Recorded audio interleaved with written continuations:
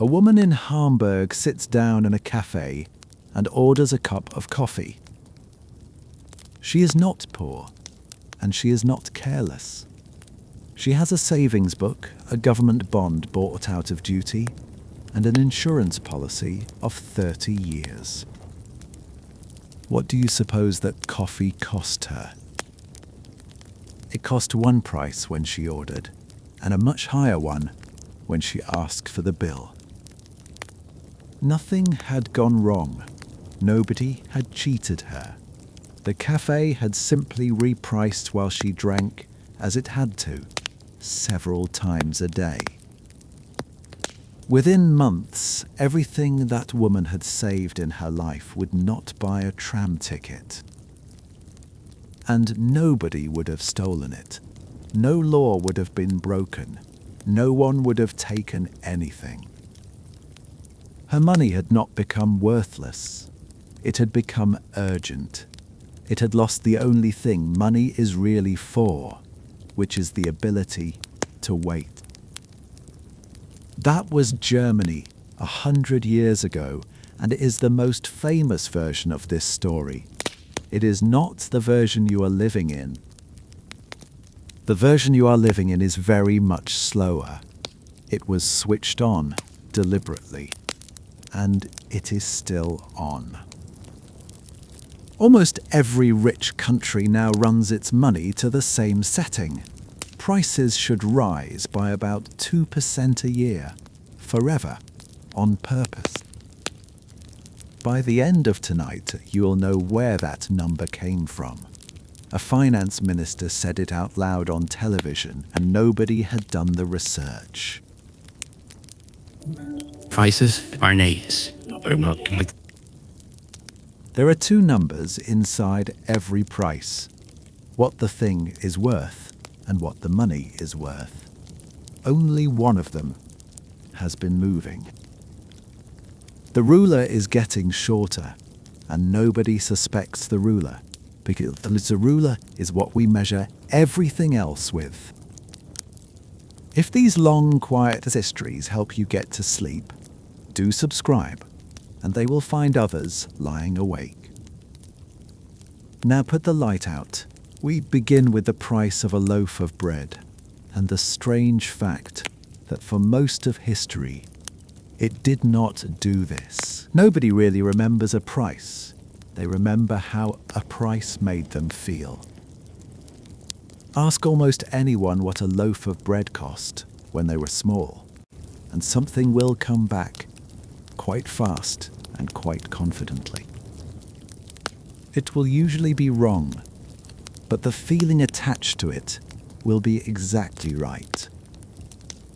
The feeling is that things used to be cheaper, and that somewhere along the way this quietly stopped being true, and nobody sent a letter about it.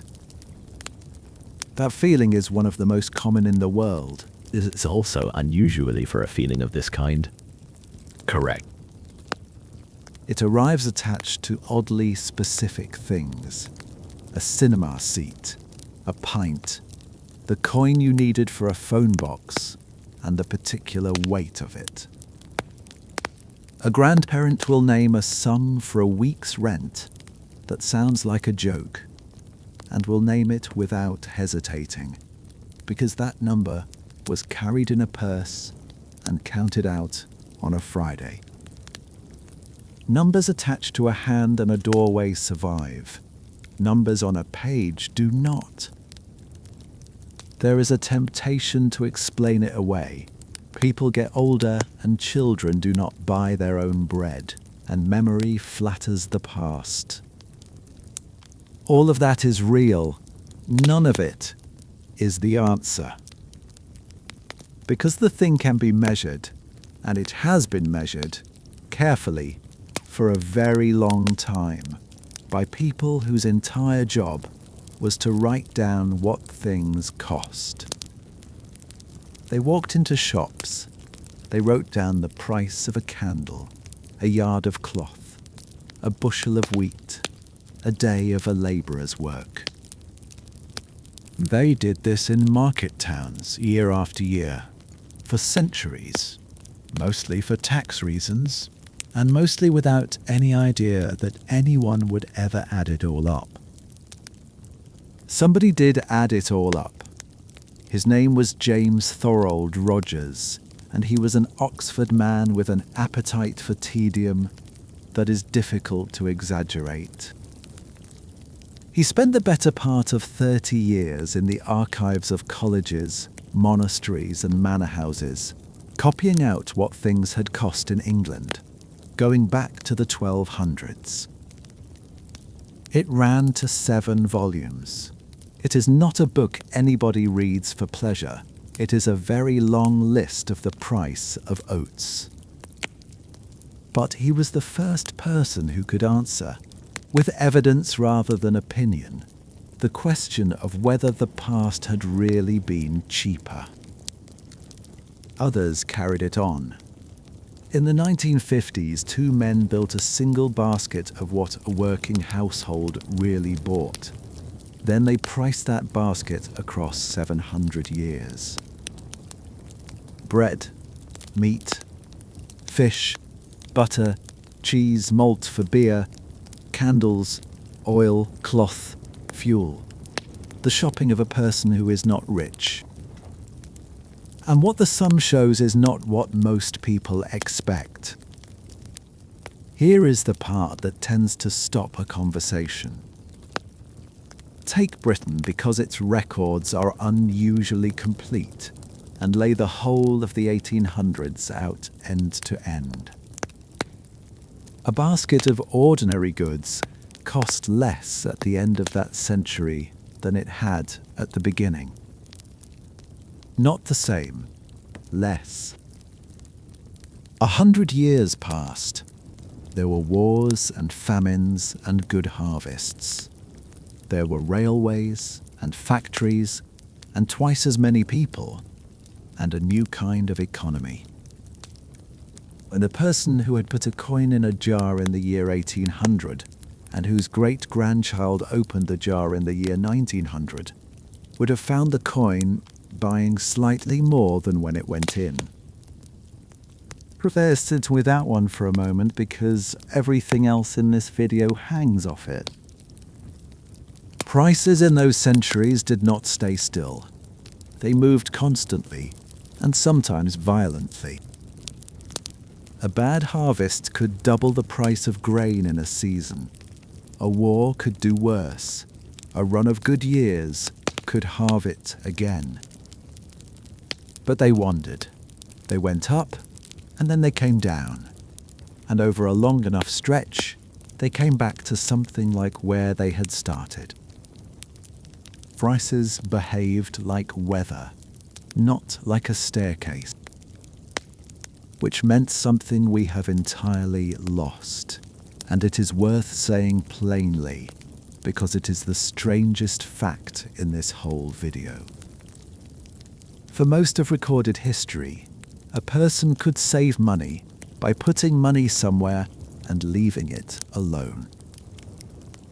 Not invest it, not move it, not do anything clever with it at all. Put it in a box, forget about it, and come back. That was not a strategy. It was simply what money was, a way of moving today into next year without losing anything on the journey.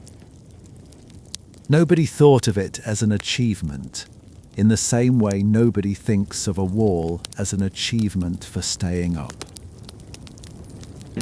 Ask yourself when you last heard anyone give that advice. Leave it in cash and wait. It is now something close to a joke. Everyone under 50 has been told, in one way or another, that money left alone is money quietly going off like milk. Order. We have all rearranged our lives around that fact. We call it being sensible. It is worth remembering that it is also brand new. Now do the same thing with the century that followed. To take that same British basket from the year 1900 and carry it forward to now. The number is not tidy. Different people who count it get different answers.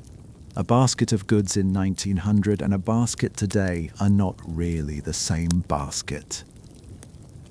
But every version of the count agrees on the shape, somewhere around 100-fold, possibly more. The coin in the jar, over that 2nd century, did not hold. It lost almost everything it had. And here is the thing that ought to be strange, and somehow never is. It did not lose it in a crash.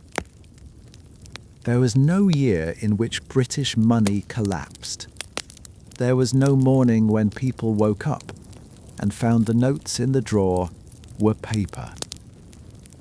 It went 1 or 2 or 3% at a time, most years, for a very long time, and almost nobody could feel it happening while it happened. That is the whole trick, and it is worth naming early. A change that is too slow to see is not a smaller change. It is a change that does not get argued about. So the honest version of the question is not really why things cost more. It is why the world had 2,000 years of prices that wandered, and then 1 century of prices that only climb, and why the switch happened when it did. Something changed, and the temptation is to say that what changed was people, or greed, or shops, or the modern habit of wanting things.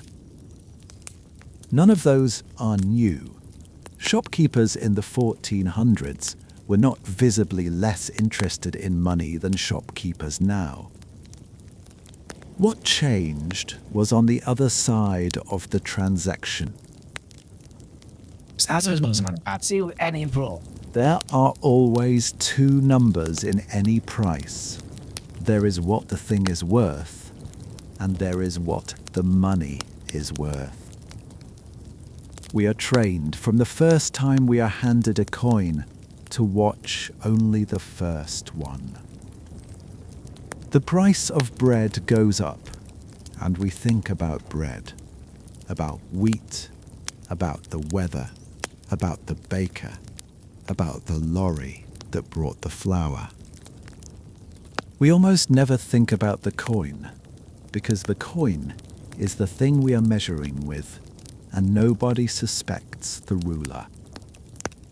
But a ruler can shrink, and if it shrinks slowly enough, every single thing in the world appears to be getting longer at once. That is what 100 years of rising prices actually looks like from the inside. Not the world getting more expensive, the measuring stick getting shorter.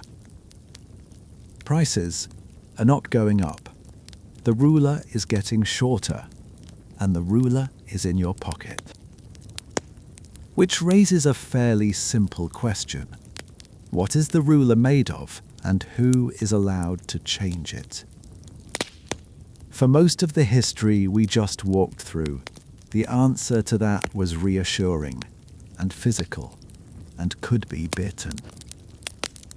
Then, quite recently, it stopped being any of those things, and the strange part is that the change was written down in plain words on the money itself.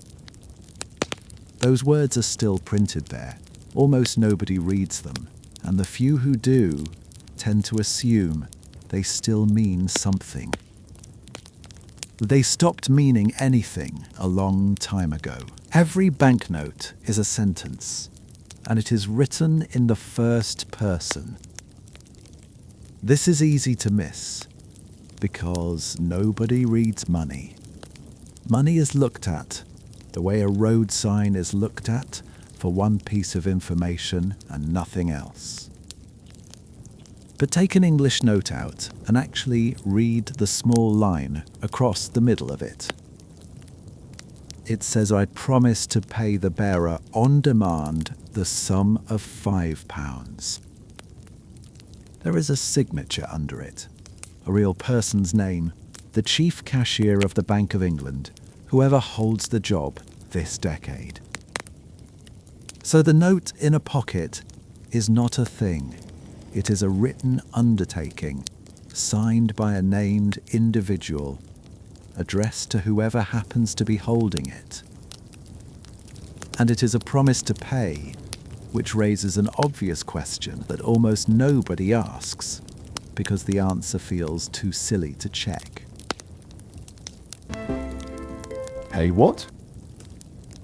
Go back to where the sentence comes from, because it was once entirely literal, and the story of how it stopped being literal is the story of this whole video. London, in the middle of the 1600s, if a merchant had a large quantity of coin, that coin was a serious physical problem. It was heavy. It was worth stealing. Counting it took a morning, and moving it took a cart and men you trusted. The people who already had strong rooms were the goldsmiths, because they worked in metal and had spent generations learning to keep it from walking off. So merchants began leaving their coin with goldsmiths, and the goldsmith would write out a receipt saying that this much metal belonging to this person was sitting in his room. Now watch what happens next, because it is one of the quietest and most consequential things anybody has ever done. A merchant needed to pay a debt. He could go to the goldsmith, collect his coin, cart it across town, and count it out. Or he could hand over the receipt. The other man took it, because the other man could go and collect the coin whenever he liked. And mostly he did not like. Mostly he handed it on again. The paper began to move while the metal stayed still, and the metal in its room was doing nothing at all, week after week, while the paper did all the work. Here is the thing the goldsmiths noticed, and it took them very little time to notice it. The coin almost never came out on any given day. Only a small fraction of the receipts came back to the counter, which meant that the strong room was full of metal that nobody was asking for, and a receipt is only a piece of paper with writing on it. So they began writing receipts for coin that was not there. That is the origin of nearly all modern banking, and it is worth being clear that it was not in itself a swindle. It was closer to an observation about human behavior. If only a few of the claims ever turn up, the room can pay all of them, so the room can safely carry more claims than it has contents. Most of the time, this is true. It is true right up until the moment it is not, and the moment it is not is called a run. A run does not look like a financial event. It looks like a street. Because there's a forms because event. Two people saw each other in it, and a third saw the two, and by the afternoon there are 400. Nobody in that queue is being irrational. Every single person there has worked out correctly that the room cannot pay everybody, and that it pays in the order people arrive. The polite thing to do is to go home. The sensible thing to do is to stand in the cold at 5 in the morning with a coat over your night clothes. And the whole structure rests on almost everybody choosing the polite thing almost always, for reasons that have nothing to do with arithmetic. Because there was a counter. That is the crucial part, and it is the part we have lost. Anybody, any morning, could walk in, put the paper down, and ask for the metal, and if the metal was not there, Everybody found out that day. The promise was tested by strangers at random forever. Nobody had to trust anything because anybody could check. That is not trust. That is something much better than trust, and there is no good word for it in English. There's affectation, perhaps, done casually and constantly by people who are not trying to prove anything. For roughly 3 centuries, that counter was the thing standing between a government and the printing press. Not a law, not a promise about promises, a window and a queue and metal. And then the counter closed. It took about 40 years in stages, in one country after another. The reasons all seemed sensible at the time, and most of them involved a war. Britain stopped paying out gold. Across that counter, in the 1930s, other countries had already gone, or went soon after. The last thread was cut in the summer of 1971. The United States ended the deal that let foreign governments swap dollars for metal. That is a story for another night, and it deserves one. What matters here is what was left standing afterwards, because the sentence on the note was not removed. It is still printed there today. So the promise survives its own meaning. If you take a £5 note to the Bank of England and demand payment of £5, they will quite politely give you a different £5 note. The promise is now a promise to honour itself. It is the only contract in the world that is discharged by being handed back. And it works. That is the extraordinary part. And it is not sarcasm. It works beautifully, most of the time, in most places. But something has changed about what stands behind it, and the change is not small. What used to sit behind the note was a quantity. There was a certain amount of metal in the world. It was hard to get more, and mining it took ships and mountains and years. What sits behind the note now is a judgment. A small number of people in a building deciding how many promises there ought to be. Those people are usually careful. They are usually well informed, and they are usually trying very hard to get it right. They are also, and this is the entire point, able to change the answer. Nobody can mine an extra 100 tons of gold on a Tuesday afternoon because it seems wise. Anybody with the right authority can make money in a morning.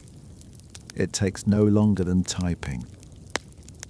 There is no queue to face and no window to open. There is nobody standing outside in a coat, waiting to be told the truth. The check has not been made stricter. The check has been moved inside the building, and it is now performed by the same people who would fail it. Which does not mean they will. It means the only thing preventing it is a decision. And a decision holds exactly as long as the reasons behind it are stronger than the reasons against it. So the real question is not whether such a thing can be abused. Of course, it can be abused. The interesting question is what it takes. How bad does it have to get first? How bad before a serious, well-meaning government looks at a printing press and decides that just this once, just for now, it is the right thing to do? We know the answer.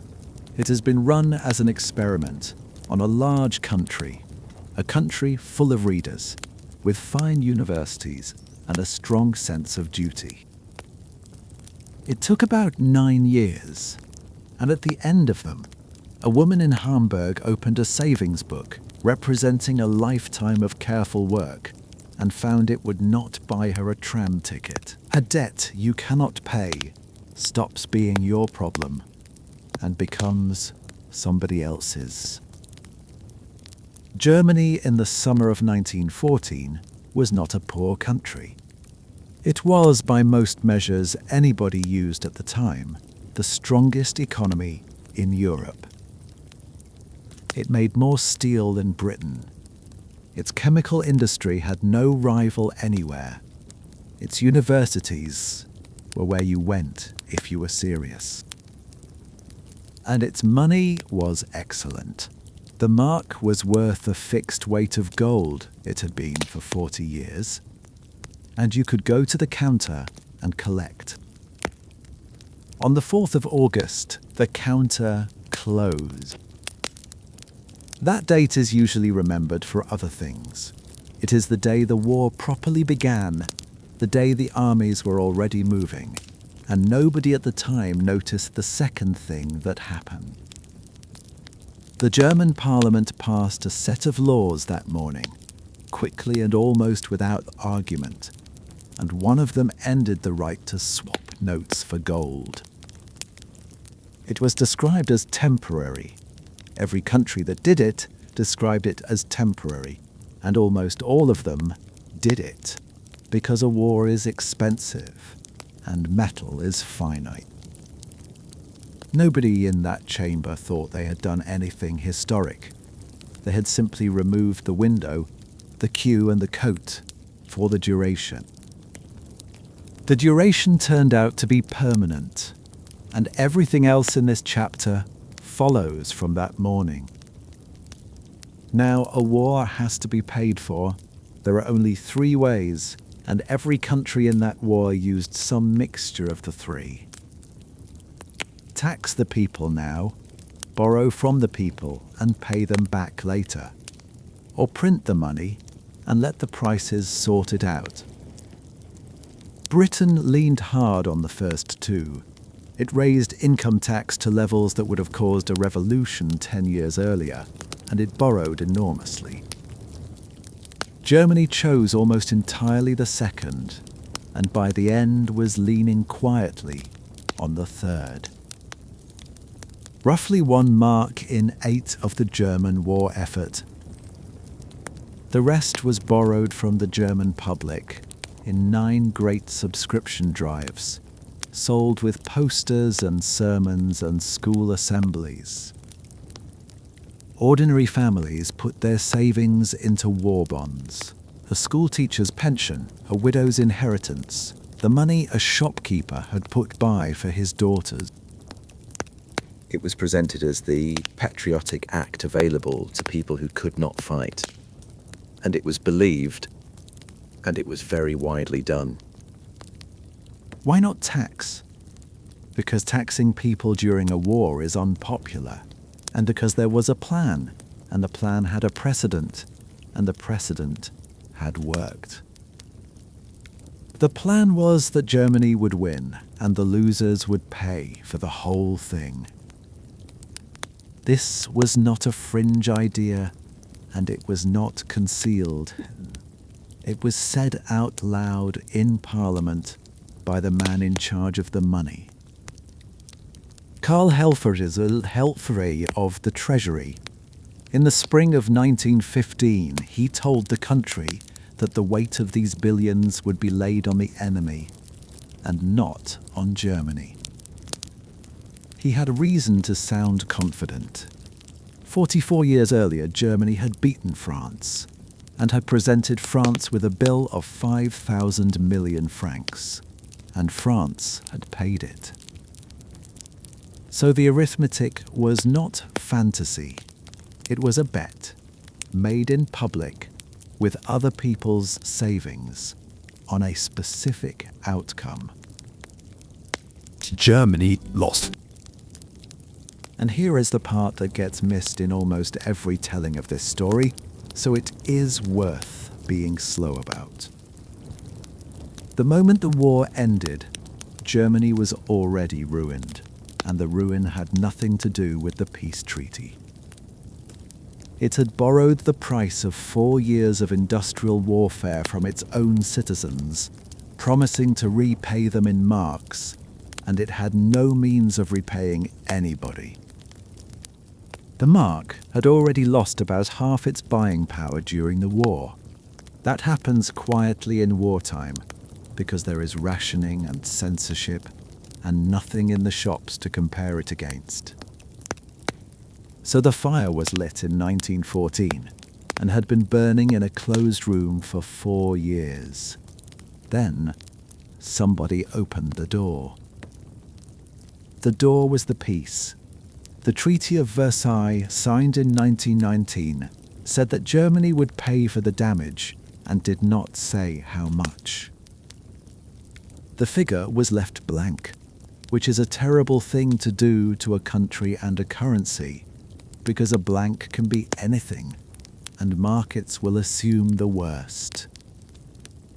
The number arrived 2 years later in London. 132,000 million gold marks. The word gold is doing all the work in that sentence. It did not mean marks. It meant real value in foreign money or in goods, and printing could not touch it. In practice, the schedule was cleverer and smaller than the headline. It was built in tiers, and the biggest tier was quietly unlikely ever to be called in. Historians still argue about what was really owed. But the number that was published was the number people read. And the number people read was roughly 3 times everything Germany produced in a year. Some of it was not money at all, which made it worse, because it was visible. Coal went west by the trainload. Timber, telegraph poles, dyes, chemicals. Cattle walked out of German fields into French ones, and the farmers watched them go. A cow leaving a yard is a fact you can stand next to. A bond schedule is not. This is why the payments in kind did more political damage than the payments in money. Now follow the mechanism, because it is the hinge of the whole story, and it is not complicated.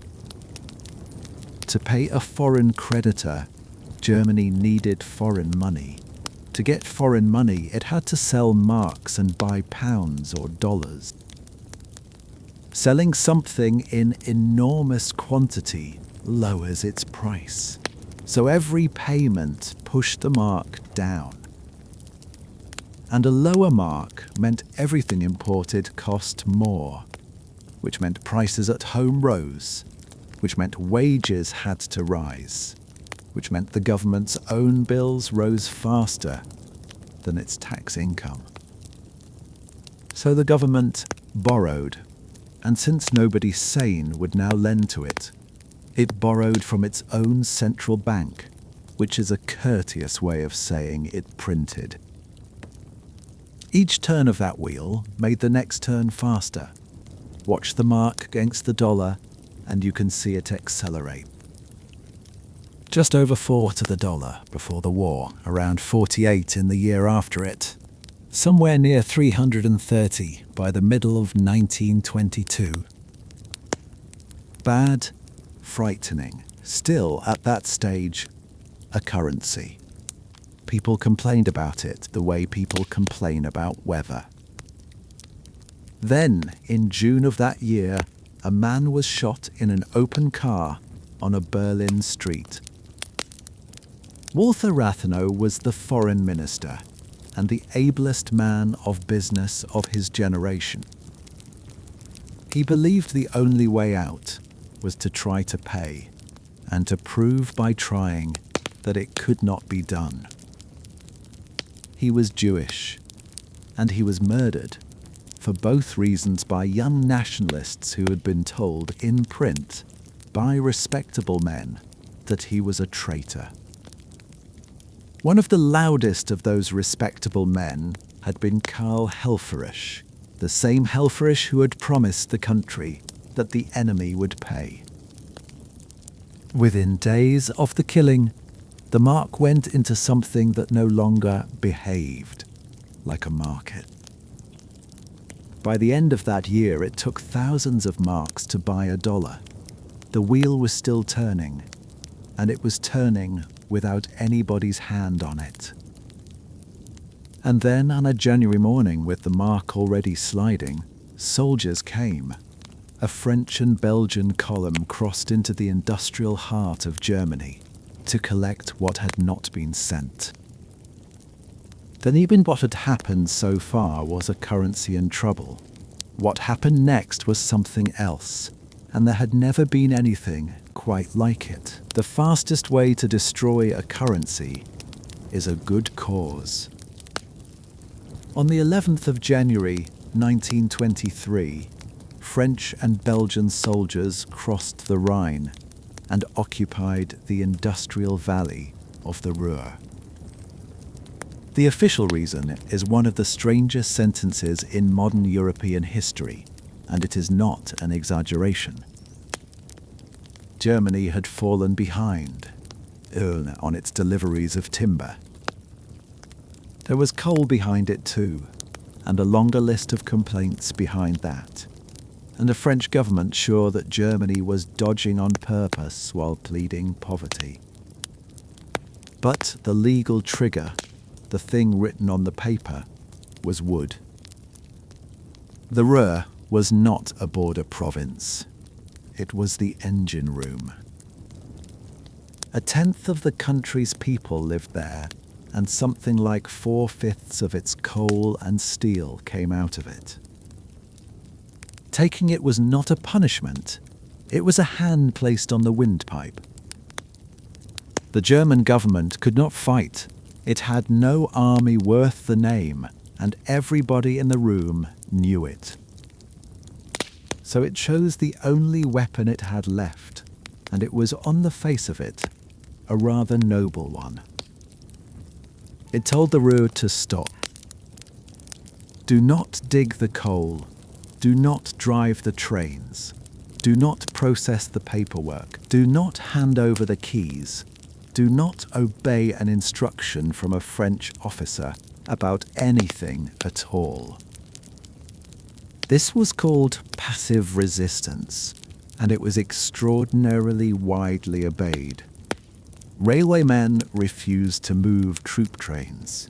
Miners walked away from working faces. Officials sat at desks and declined to know where anything was kept. The occupiers found themselves in charge of a region that had gone politely and completely limp. It worked in the narrow sense. The French got very little coal out of the Ruhr that year, and what they did get, they had to move themselves. It was also not bloodless, and the resistance was not passive on both sides. In March, at the Krupp works in Essen, a French detachment sent to requisition lorries found itself surrounded by a crowd of workers in a factory yard. The soldiers opened fire. 13 men were killed. The funeral filled the streets of the city, and the photographs of it went round the world. Tens of thousands of Germans were expelled from the region over the year, put on trains with what they could carry, for refusing instruction. Which is why the policy held. It was not obedience. By the spring, it was grief, and grief is a great deal harder to call off. Now ask the question that decides everything. Those miners had families.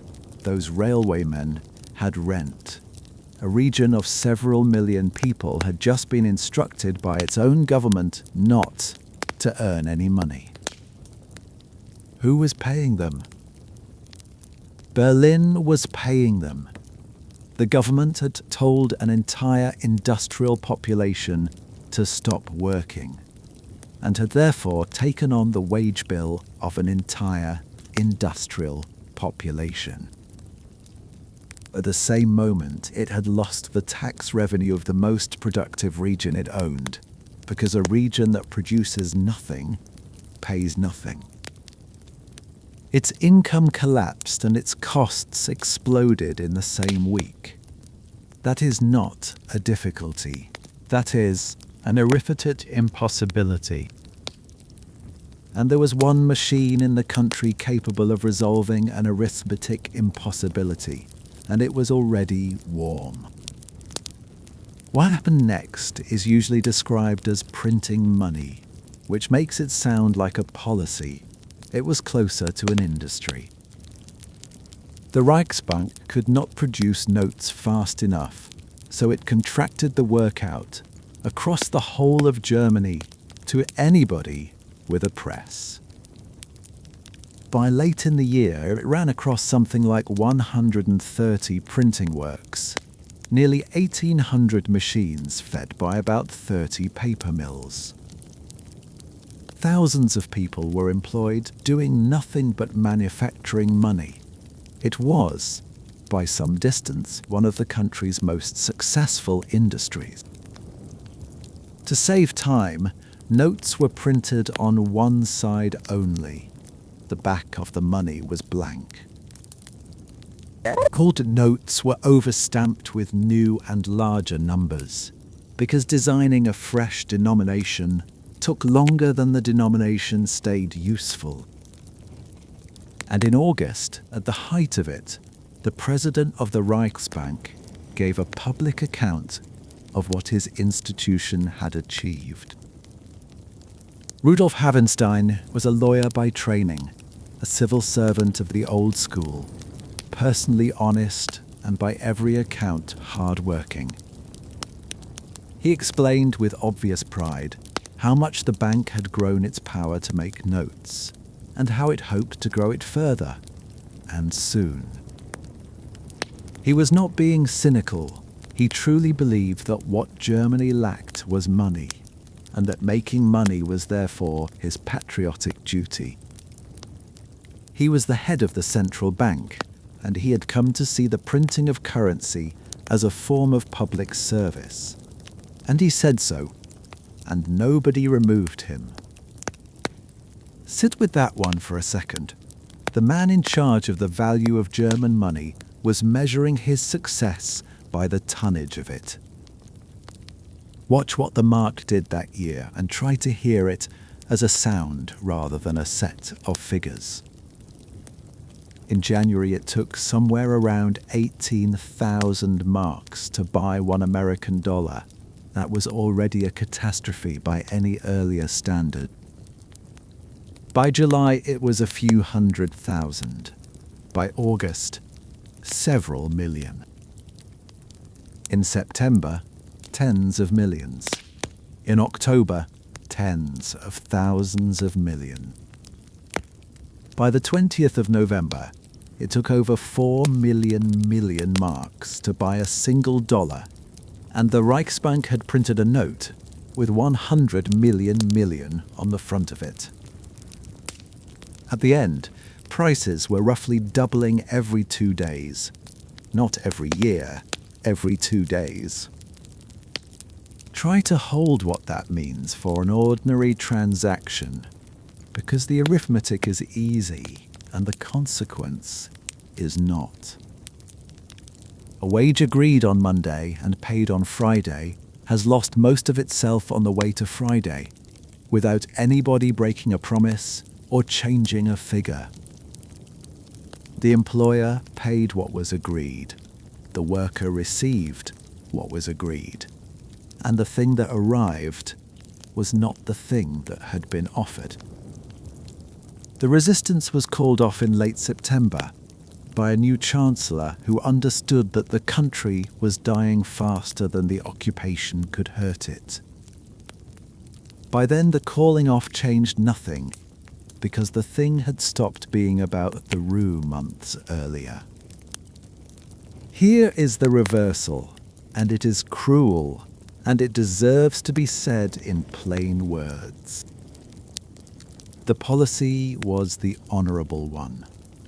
Refusing to dig coal for a foreign army camped on your own soil is not a shameful act, and the men who did it were not fooled. The bill for that honour was paid in full by the savings of the people who were being honourable. A miner's mother in Essen with money in the post office, a schoolmaster's widow with a war bond, a shopkeeper in Dortmund who had paid into a life policy for 30 years. None of them were consulted. None of them were told.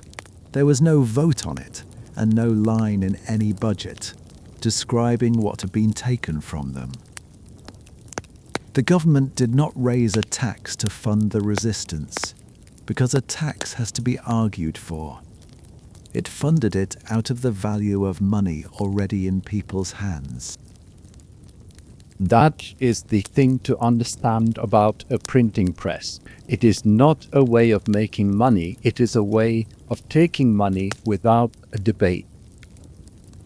And the people it takes from are, always, the ones holding the old money, which is to say, the ones who had been careful. Gobsesgemorten's shoulder is a version of this year that is told as economics in exchange rates and note issues, and it is accurate and it is bloodless. There is another version which is what it was actually like to stand in a kitchen in Hamburg in the autumn of 1923 and try to work out when to buy the fish. Sla, that one is worth an hour of anybody's night. Ain't we have an unusually good witness? Money is not a store of value. Money is a way of waiting.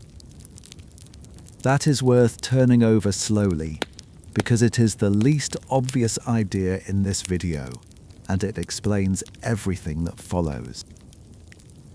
A person who catches more fish than the family can eat has a problem, not a windfall, because fish do not keep.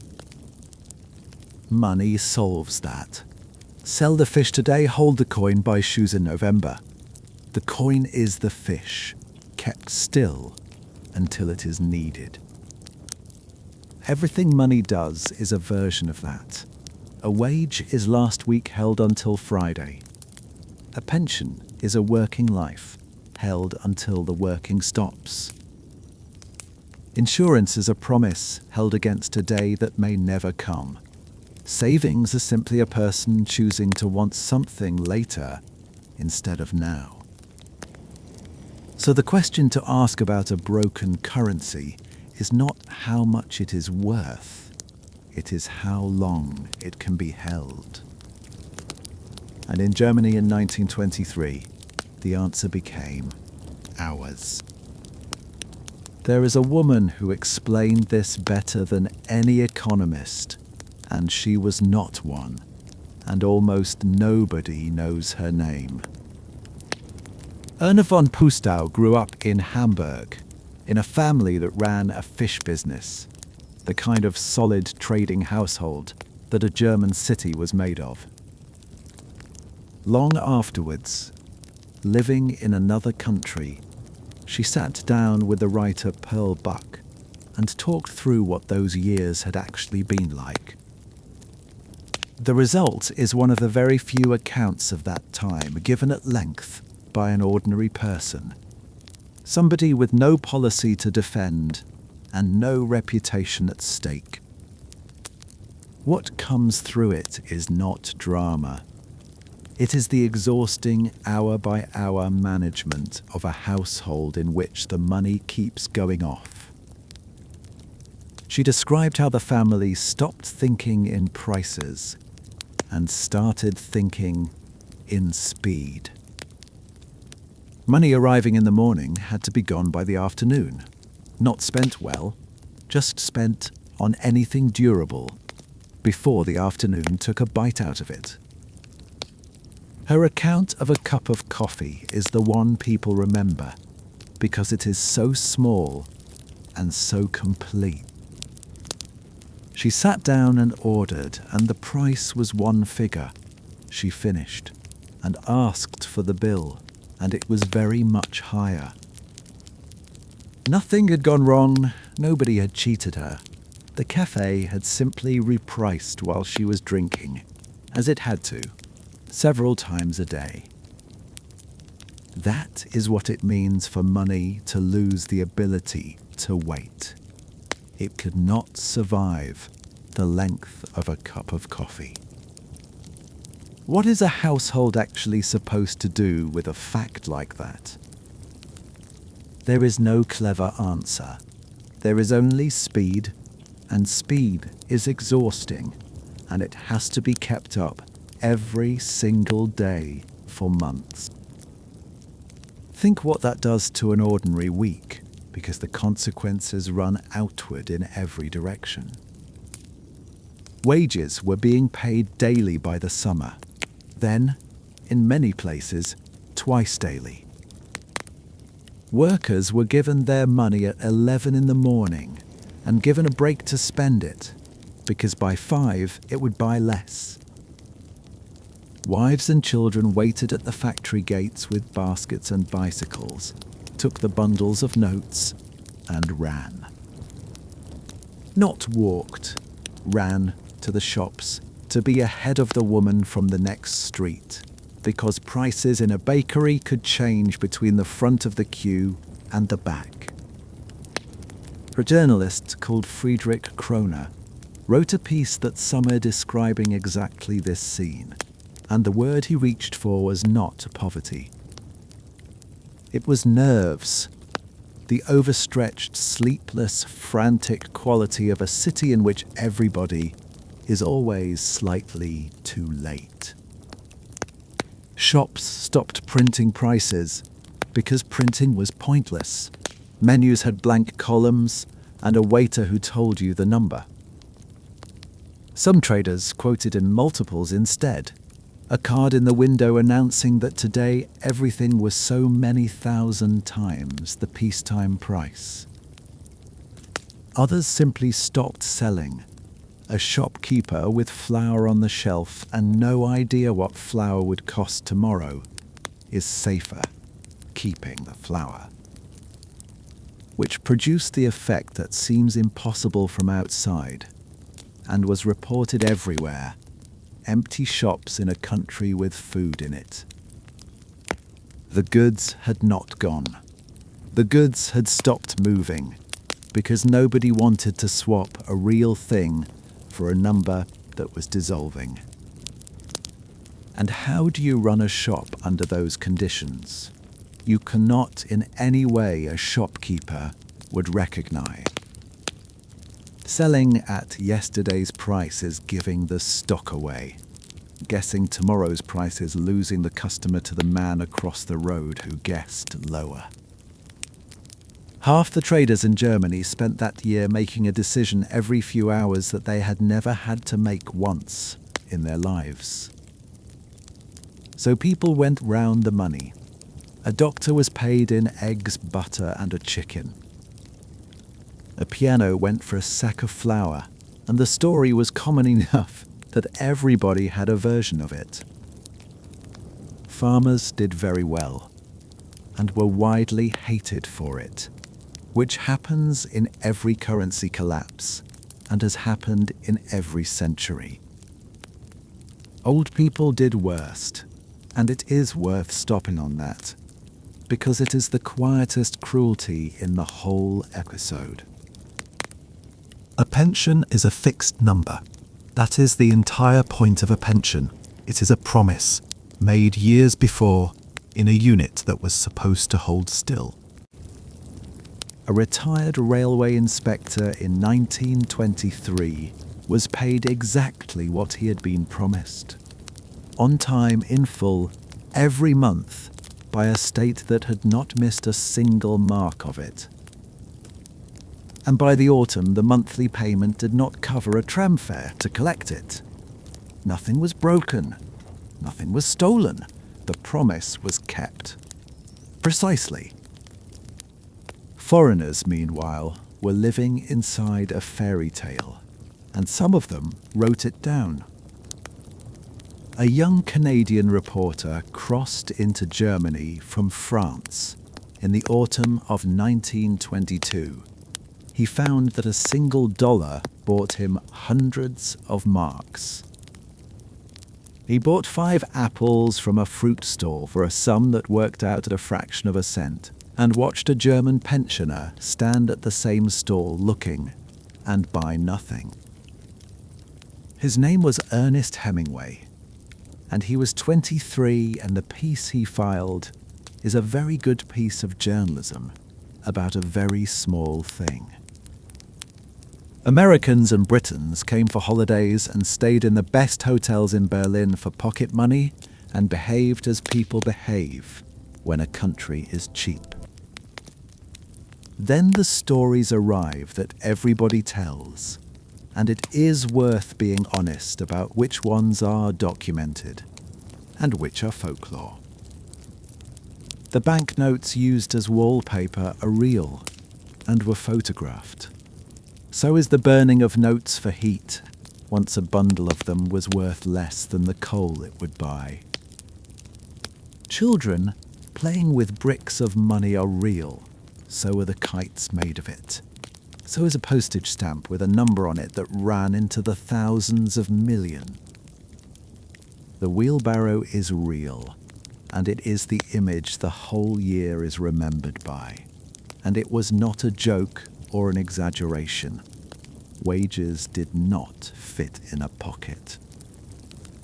The story about the thief who stole a basket of banknotes and left the notes on the pavement, taking the basket, is probably not true, and was told at the time as a joke. But it was told constantly, which is its own kind of evidence, because it is a joke about the one thing everybody understood by then. The container had become worth more than the contents. And underneath all of it, hardly noticed, something enormous had been quietly transferred without a single crime being committed. Every mark of debt inside Germany had vanished. Mortgages, business loans, government war bonds, the money owed between neighbours.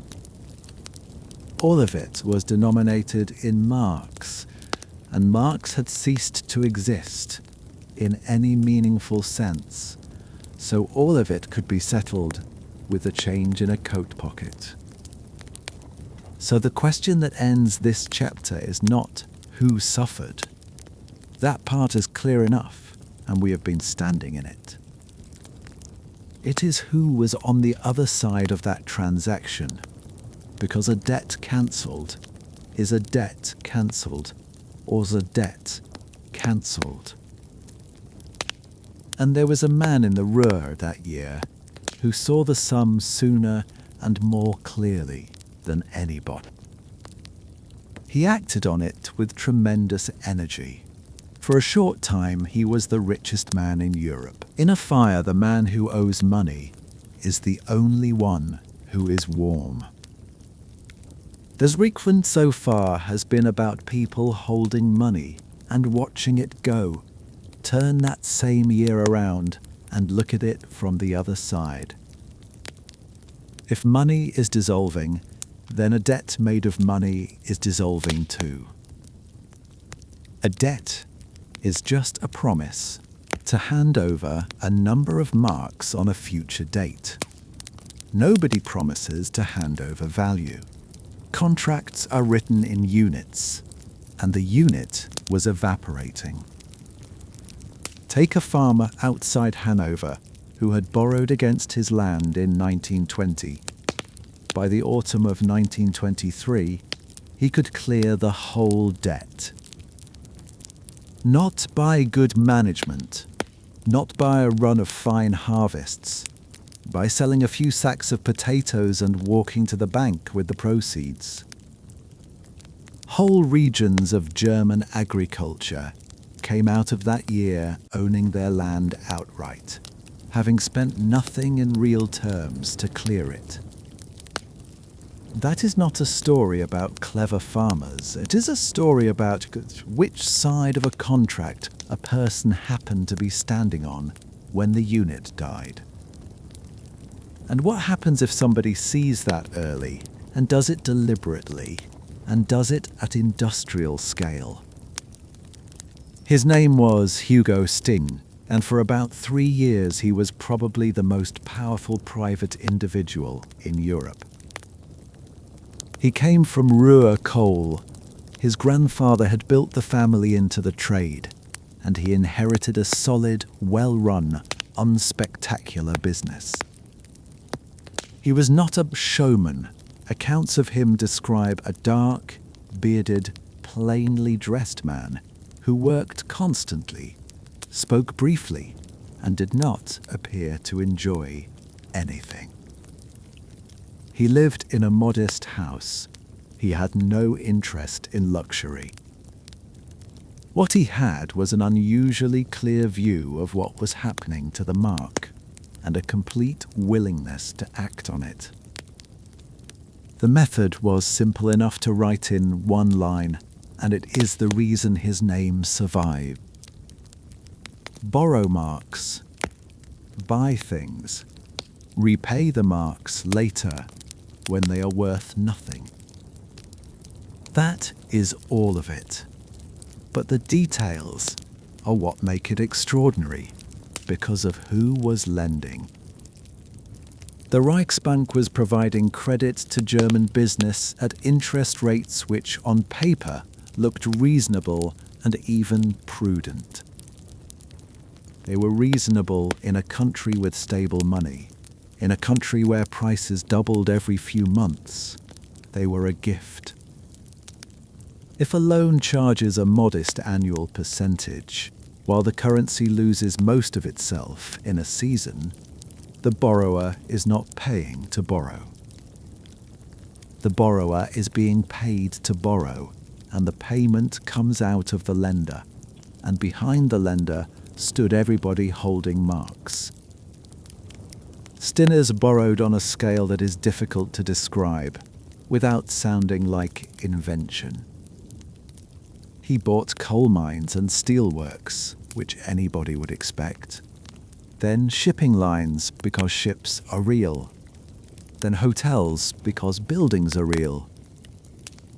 Paper mills, electricity companies, forests, banks, farms, newspapers, dozens of them, which gave him something more useful than money.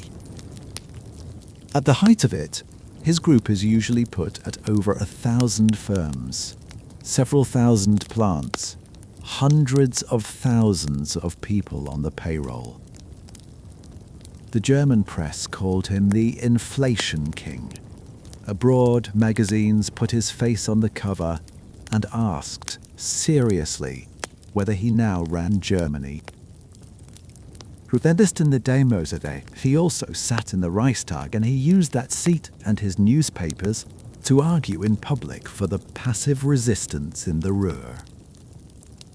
Hold those two facts next to each other, because this is the point at which a clever businessman becomes something else. The resistance had to be paid for by printing. The printing destroyed the mark. The destruction of the mark was cancelling his debts and revaluing his mines by the week. He was arguing at the top of his voice, and by every account sincerely. He was arguing for the one policy that was making him the richest man on the continent. Historians have argued for a century about how much of that was cold reckoning and how much was real patriotism. The honest answer is that we cannot see inside a dead man. What can be said is that he never once argued for the alternative. The alternative would have cost him everything. Now look at the natural experiment, because it is unusually clean, and history very rarely hands us one this tidy. One country, 1 year, one set of laws, one language, one weather. At one end, a widow in Hamburg with a war bond bought out of duty, a savings book, and a life insurance policy paid into for 30 years.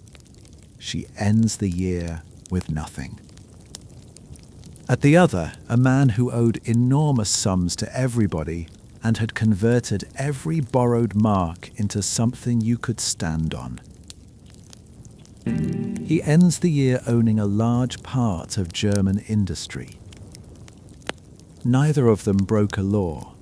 Neither of them did anything the other could not have done. And in fact, the whole country was attempting a small version of what Stinnes was doing on a large one. The Germans had a phrase for it. The flight into real things. Get out of money and into anything that is not money, and do it today. Ordinary households bought objects they did not need and could not use, purely because an object is an object and a note is a rumour. Clocks, bicycles, sewing machines, sets of dishes for a family that already had dishes, pianos in flats with no room for a piano and nobody in the house who played. There are accounts of people buying tram tickets in bulk, and stamps, and theatre seats for performances months away, because a ticket at least stays a ticket. The difference between that and Stinnes was not intelligence, it was access to credit, which is another way of saying it was the size of the person doing it. A widow cannot borrow 400 million marks against a coal mine. A widow can buy a saucepan she does not want, and she did, and it did not save her.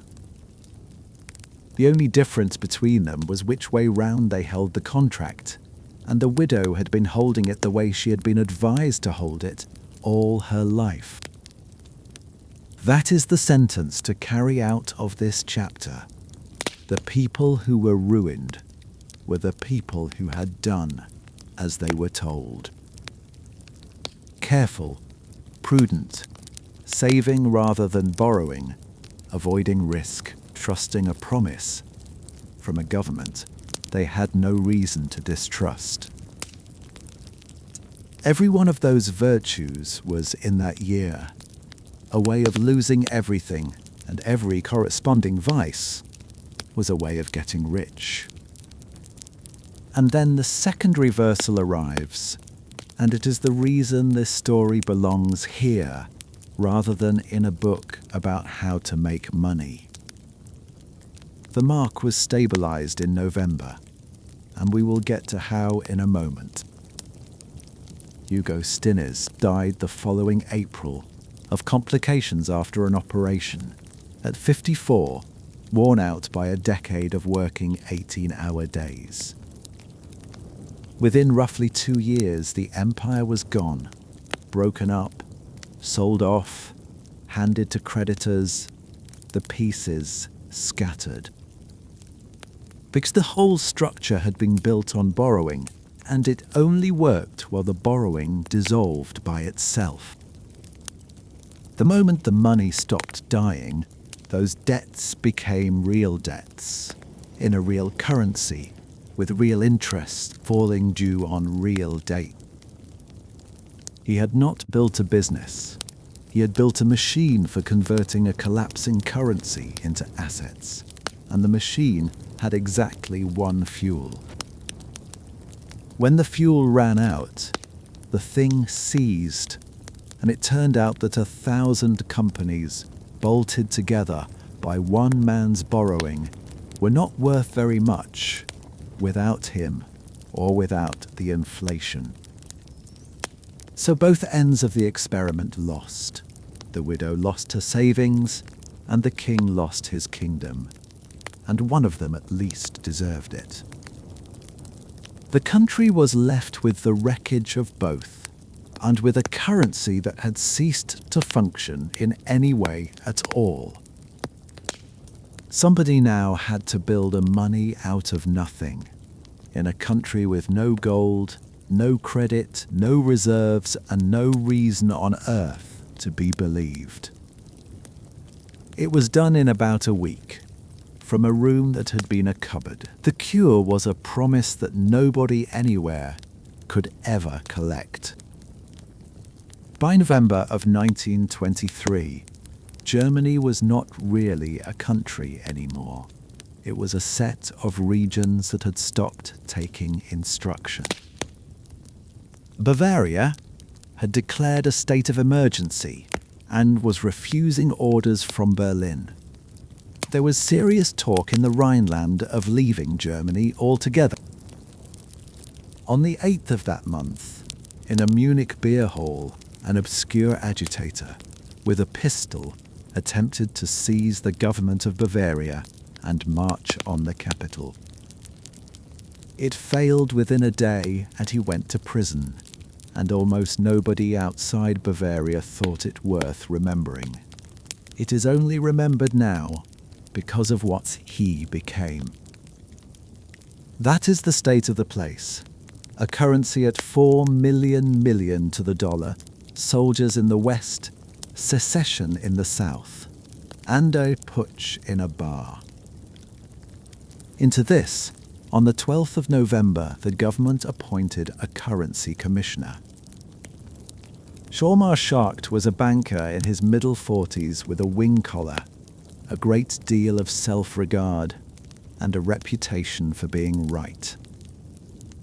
He was given the job of saving German money, and he was given an office to do it in, and the office is the detail that makes the whole story land. It was a converted cleaner's room in an old ministry building. He described it himself, years later, with obvious relish. It formed a charwoman's cupboard, with a desk, a telephone, and a secretary in the corridor outside. The man responsible for rebuilding the money of a nation of 60 million people spent that month in a broom cupboard, mostly on the telephone. 3 days after his appointment, on the 15th of November, the new currency was issued. It was called the Rentenmark, and one of them was declared equal to 1 million of the old paper marks. Say that number slowly, because it is the exchange rate between two German currencies, 9 years apart. 1 to a million. And the new mark was set at 4 1/5 to the American dollar, which was exactly the rate the mark had held before the war. So the country was told, in effect, that the money was back where it had been in 1914, and that the 9 years in between could now be filed away. Here is the question that should be nagging by now, and it is the right one. What on earth was the new note worth? What stood behind it? Because Germany had no gold to speak of, it had no foreign currency, it had no credit anywhere in the world, and nobody willing to lend it a penny. The answer given at the time was ingenious, and it was, if we are honest, a piece of theatre. The Rentenmark was said to be backed by a mortgage on the whole of German agricultural land and on German industry and commerce. Every farm, every factory, every workshop pledged as security for the new money, to a total in the thousands of millions. It sounds enormously solid. It sounds like the most secured currency ever issued, because for once the collateral is the entire visible surface of a nation. A man holding a Rentenmark note could not walk onto a farm in Pomerania and claim his portion of the soil. There was no counter. There was no window. There was no way for anybody holding the money to get at the land behind it. Not on any day, in any court, under any conditions at all. Legally, the notes were not redeemable in anything at all. The mortgage existed on paper and could not be enforced by the people it was supposedly protecting. It was a fiction, a carefully drafted, officially registered, entirely respectable fiction, and everybody involved in drafting it understood that. Which is not a criticism, and it is worth being fair about it, because the fiction was aimed at a real problem. The problem was not that Germans lacked collateral. It was that Germans had stopped believing any number printed by their own government. The mortgage on the land was not there to be collected. It was there to be described.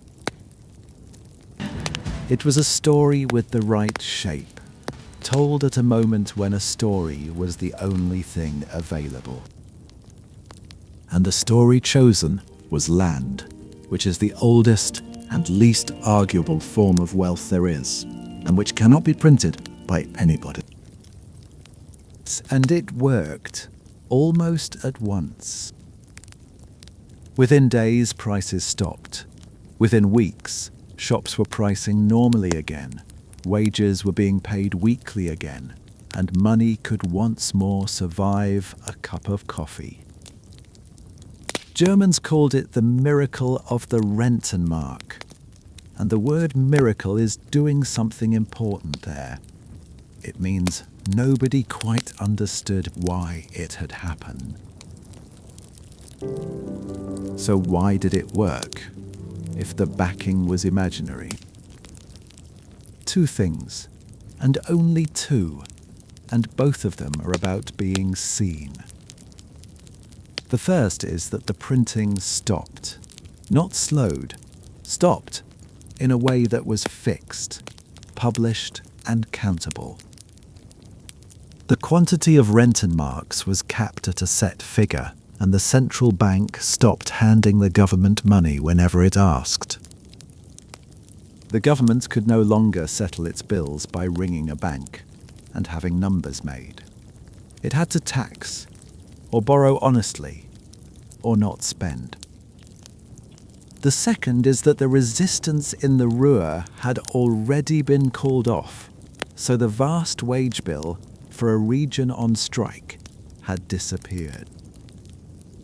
The hole in the budget had closed, the tap had been turned off, and crucially, both of those facts were public. That is the whole mechanism, and it deserves saying plainly, because it is the least comfortable idea in this video. The old money died because people expected more of it to be made. The new money lived because people expected no more of it to be made. Neither of them was ever redeemable in anything. The difference between a dead currency and a living one was not metal. It was a belief about next year. Rudolf Havenstein, who had spent the year proudly expanding the presses, died on the 20th of November, 5 days after the new money appeared. Schacht took his job in December, and the man who had run the country's money out of a cupboard now ran it out of the Reichsbank. But the miracle did not undo anything, and this is where the chapter turns cold. The savings were not restored, they were gone, and the arithmetic of that had to be settled in law, and it took years, and it went badly for the savers. When the courts and the parliament finally worked out what to give back, the answer came in fraction. Holders of pre-war mortgages received something in the region of a quarter of the original value. Holders of government war bonds, the school teachers and widows who had bought them out of patriotism, were offered something closer to 2.5%. 2.5%. For the money lent to the state in its emergency by the people who had least to lend. and were most likely to say yes. What that generation learned was not an economic lesson. It was simpler and more corrosive than that. They learned that a person can do everything correctly for 30 years, obey every instruction, take no risks, trust the institution that had asked for that trust, And be wiped out anyway by nobody for nothing. A country can recover a currency in a week. What it cannot recover in a week is the assumption that a promise written in money will still mean something when it is called in. And that fear did not stay in Germany, it travelled. It went into the training of every central banker for the next 100 years. It is a large part of the reason prices in an ordinary supermarket in an ordinary country went up again this year. Citetud.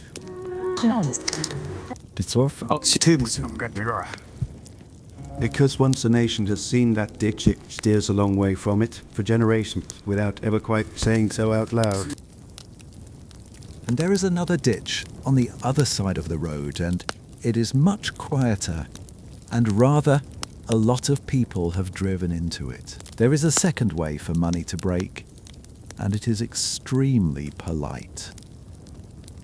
Almost nobody has heard of it as a danger, because when it is described in a sentence, it sounds like the answer to everything. Prices go down.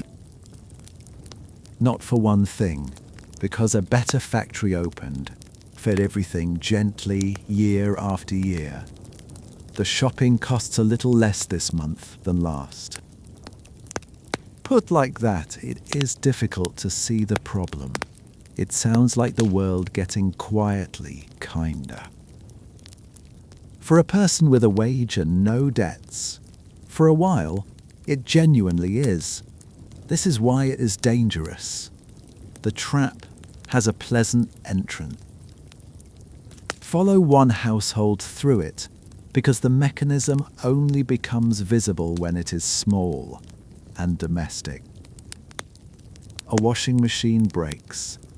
The replacement costs a certain amount today, and everyone knows that in 6 months it will cost slightly less.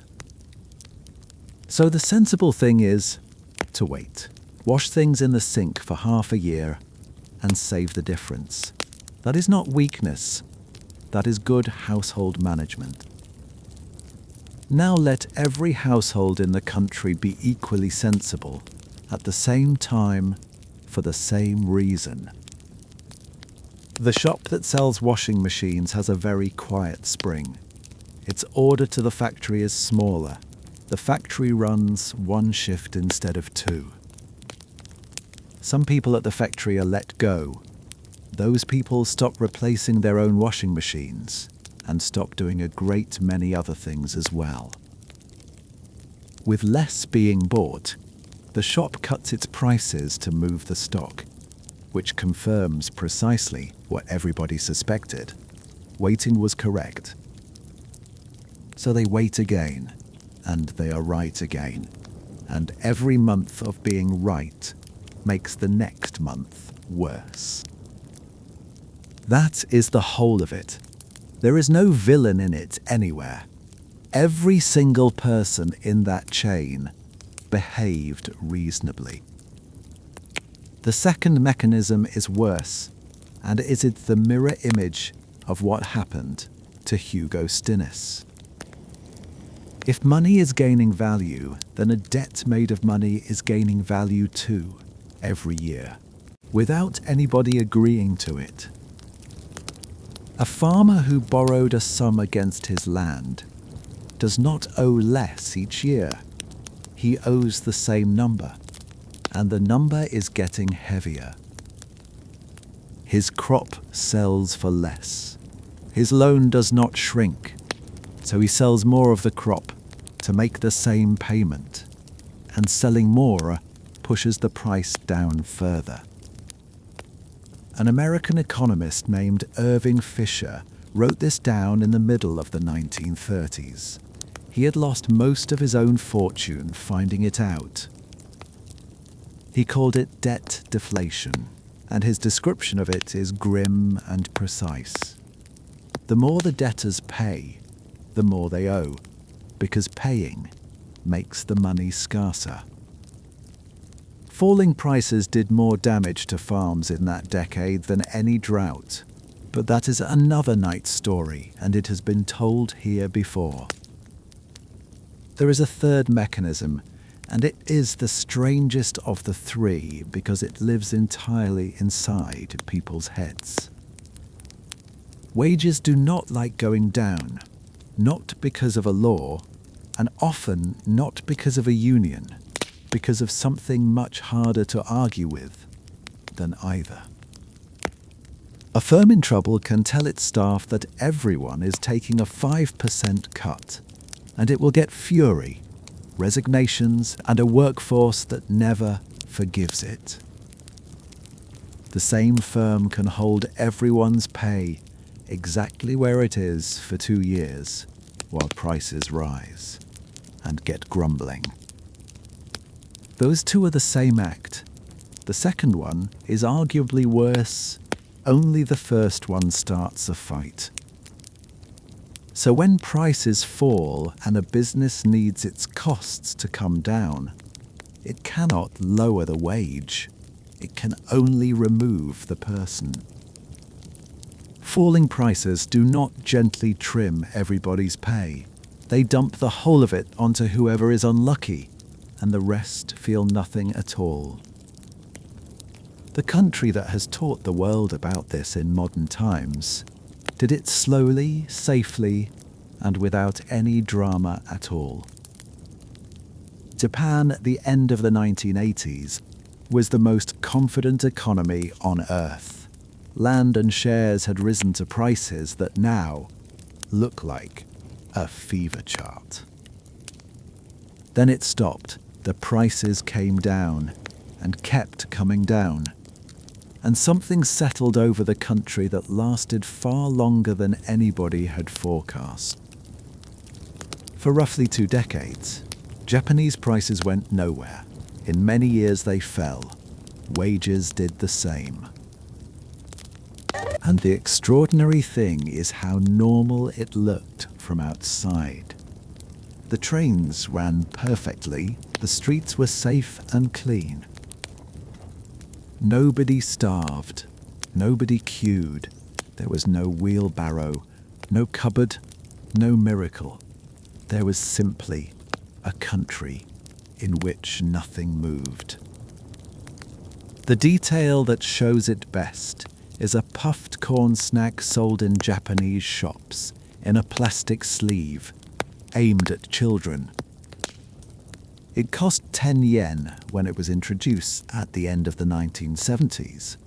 10 yen is small change, less than a British penny at some exchange rates.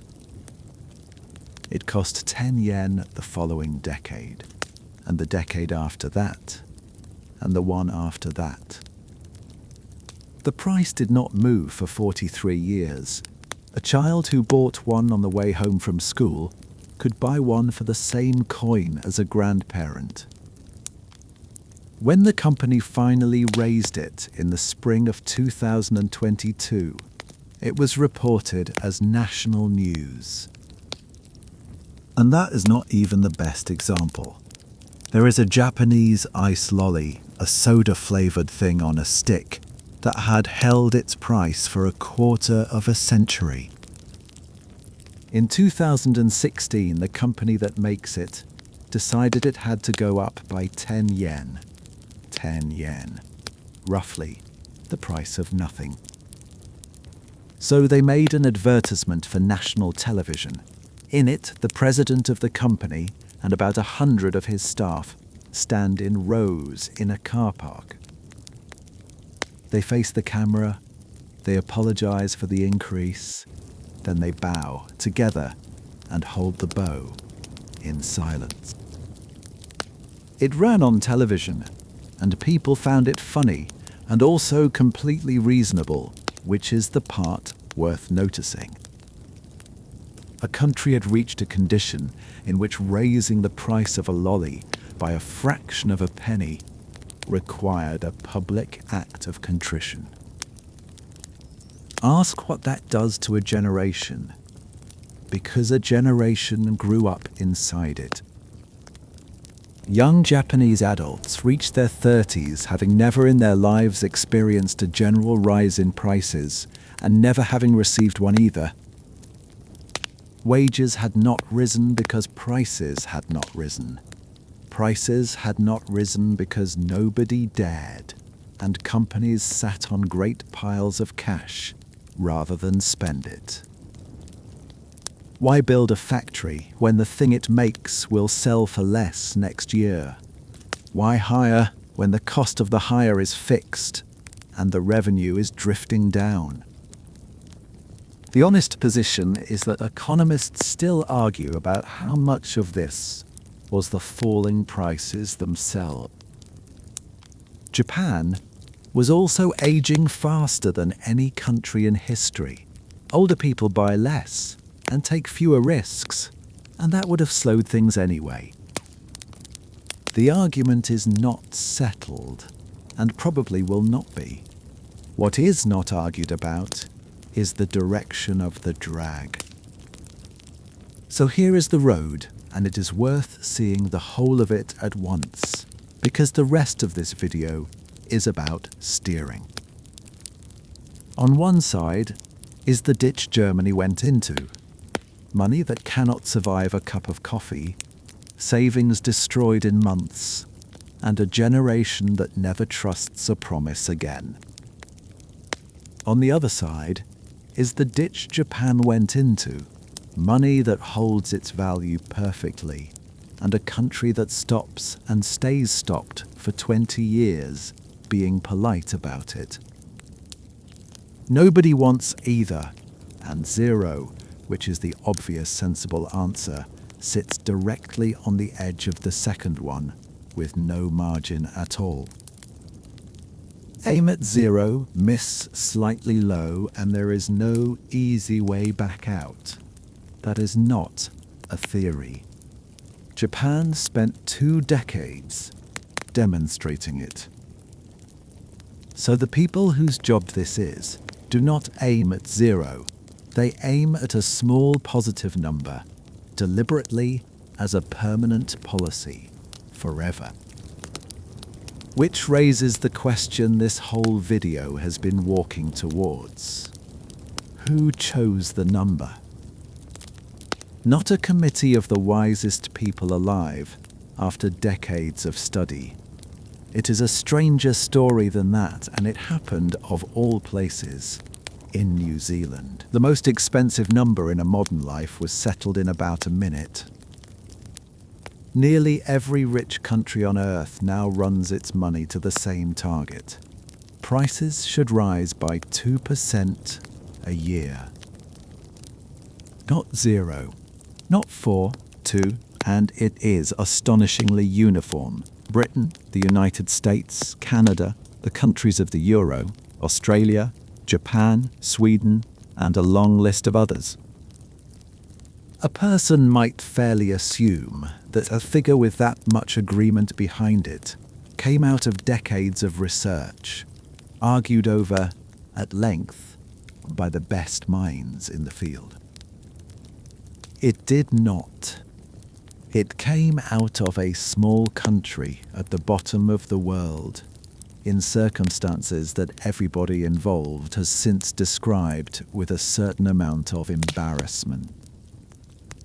New Zealand in the early 1980s was, economically, one of the most tightly controlled countries outside the communist bloc.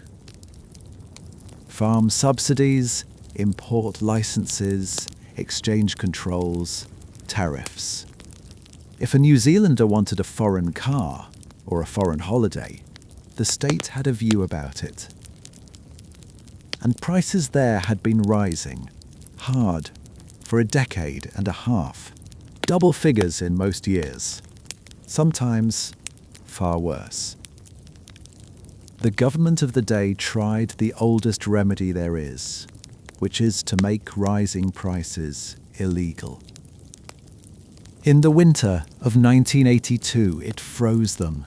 Wages, prices, rents, dividends, all of it, held by law where it stood. This does not work and has never worked anywhere, and the reasons are worth 30 seconds because they explain the entire modern approach. A price is not a decision by a shopkeeper. It is a piece of information about how much of a thing there is and how badly it is wanted. Freezing prices does not stop the underlying pressure. It stops the pressure being reported. Shortages appear instead, and queues and quality quietly fall. The freeze in New Zealand held for about 2 years, and when it came off, the prices came back with interest, as everybody had known they would. Then the government changed, and the new finance minister was a man with very little patience and an extremely large appetite for reform. Roger Douglas took the country apart and rebuilt it in about 5 years.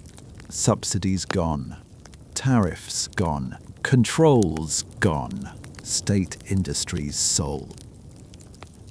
It was brutal, and it is still argued about ferociously in New Zealand, and none of that is what he is remembered for internationally. What he is remembered for internationally is a remark on television. In the spring of 1988, being interviewed about where prices ought to end up, he said what he was thinking. He suggested that the aim ought to be something like 0. Around 0, or perhaps 0 to 1%. It was not a policy. Nothing had been agreed. There was no paper behind it, no modelling, no committee. It was a finance minister on television with a view, saying it out loud, in the way that finance ministers do, about 40 times a week. The difference was that this one stuck. Because the people at the central bank who had been working on something quite radical now found that their minister had publicly committed to a number. That radical thing became a law the following year. It is one of the most important laws of the last century, and almost nobody has heard of it. The Reserve Bank of New Zealand was given one job: not employment, not growth, not the exchange rate, price stability, and nothing else. In exchange, it was given independence to do it, so that no minister could telephone and ask for cheaper money before an election. And then came the part nobody had done before. The governor of the bank signed an agreement setting out the target in writing, and he could be dismissed for missing it. A named individual, personally accountable, in public, for the price of groceries. That had never existed anywhere. Why would any government do that to itself? Why hand away the most useful lever it owns? Because of a problem that every treasury in the world had spent the 1970s learning about. It is not really a problem about money. It is a problem about being believed. A government that can make money cheaper before an election will be suspected of doing so, whether it does or not. And once people suspect it, they price the suspicion in. Wages get set higher. Lenders demand more. Prices rise because everybody expects prices to rise. The expectation is not a reaction to inflation. The expectation is one of the ingredients of it, which is a genuinely strange thing for an ingredient to be. So the only way to be believed was to make the promise impossible to break. Hand the lever to somebody who is not standing for election and who can be sacked for pulling it. The governor who ran it was Don Brash, a careful, direct man who spent the next 14 years doing the job. He has talked about the origin of the number many times since, and he has never dressed it up. His account is that the figure was more or less plucked out of the air, that the television remark was close to off the cuff, that there was no research behind that particular number. The 0 to 1 that Douglas had said aloud was negotiated up to 0 to 2 before it was signed, largely for a technical reason.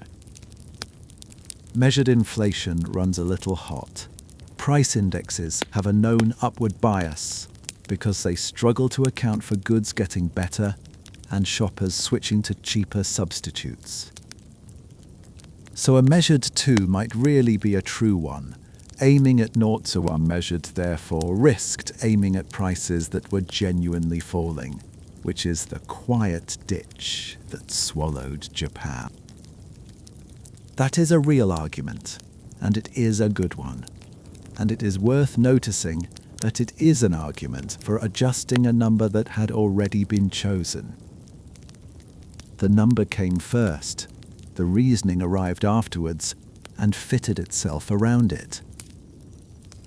Which is not unusual and is not even disgraceful. A great many working arrangements in the world are like this, and most of them are fine. It only matters here because of what happened next, and because of how few people know that this is where it came from. And then the world copied, at a speed which is almost funny, given how little was behind it. Canada took it up within 2 years. Britain adopted a target in the autumn of 1992, in a great hurry. It had just been thrown out of a European currency deal and needed something to say. Sweden, Australia, Finland, Spain, Israel, and onwards. The central bank of the euro built its founding definition of stable prices around the same figure. The American central bank held out longest and did not put a formal number in writing until early in 2012, and the number it wrote was 2. Japan announced 2 in 2013, having spent 20 years failing to reach it. So in about a generation, a phrase said aloud in a television studio in Wellington had spread across the rich world. It is now the setting that governs most people's savings. Now, none of this means the target is stupid. It is important to be fair, because 2% is not an arbitrary choice defended by fools. There is a real case for a small positive number, and it has 3 legs, and all 3 are respectable. The measurement bias, which we have just seen, a cushion above 0, so a slump can be fought by cutting interest rates before they hit the floor.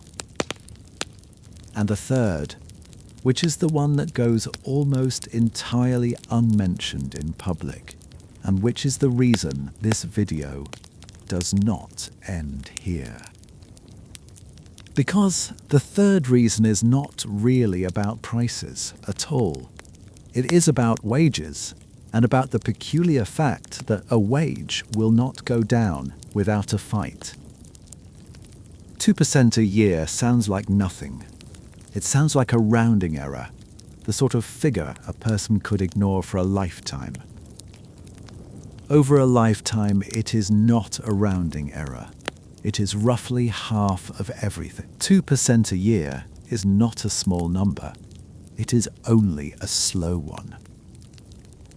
People are reliably bad at one kind of sum, and it is not a fault in their schooling.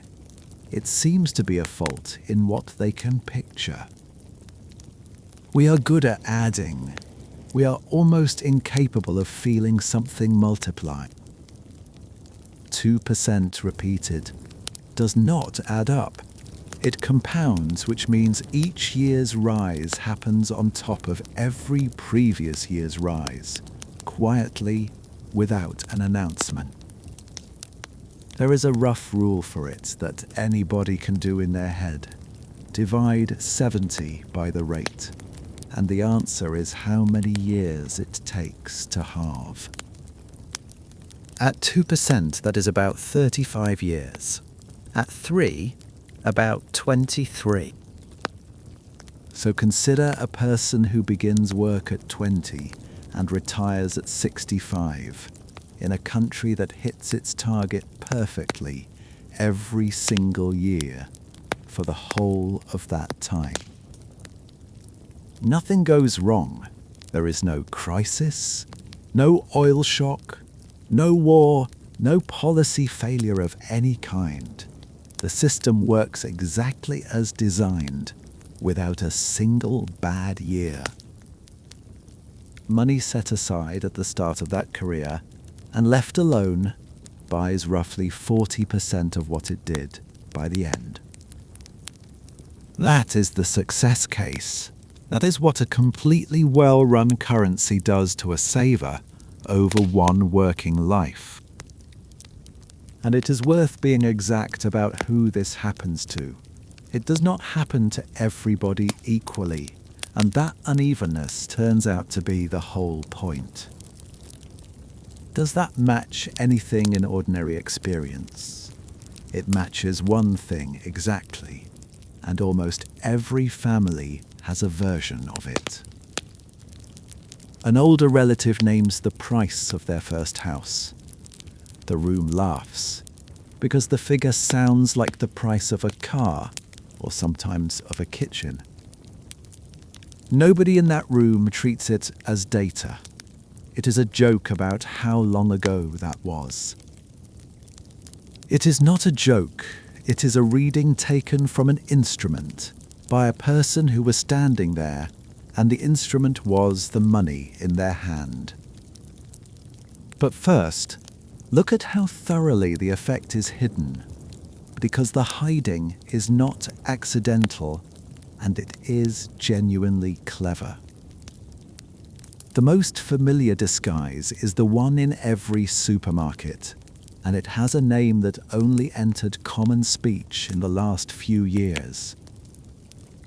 The price on the shelf does not move. The packet gets smaller. A chocolate bar keeps its wrapper, its brand, its price, and its position on the shelf, and loses a third of its weight, and almost nobody notices for months. One British manufacturer some years ago dealt with rising costs by widening the gaps between the triangular peaks of its chocolate bar. Same bar, same length, same price, less chocolate, held apart by air, and the public noticed that one and were extremely rude about it. Mostly they do not notice. A roll of kitchen paper loses 10 sheets.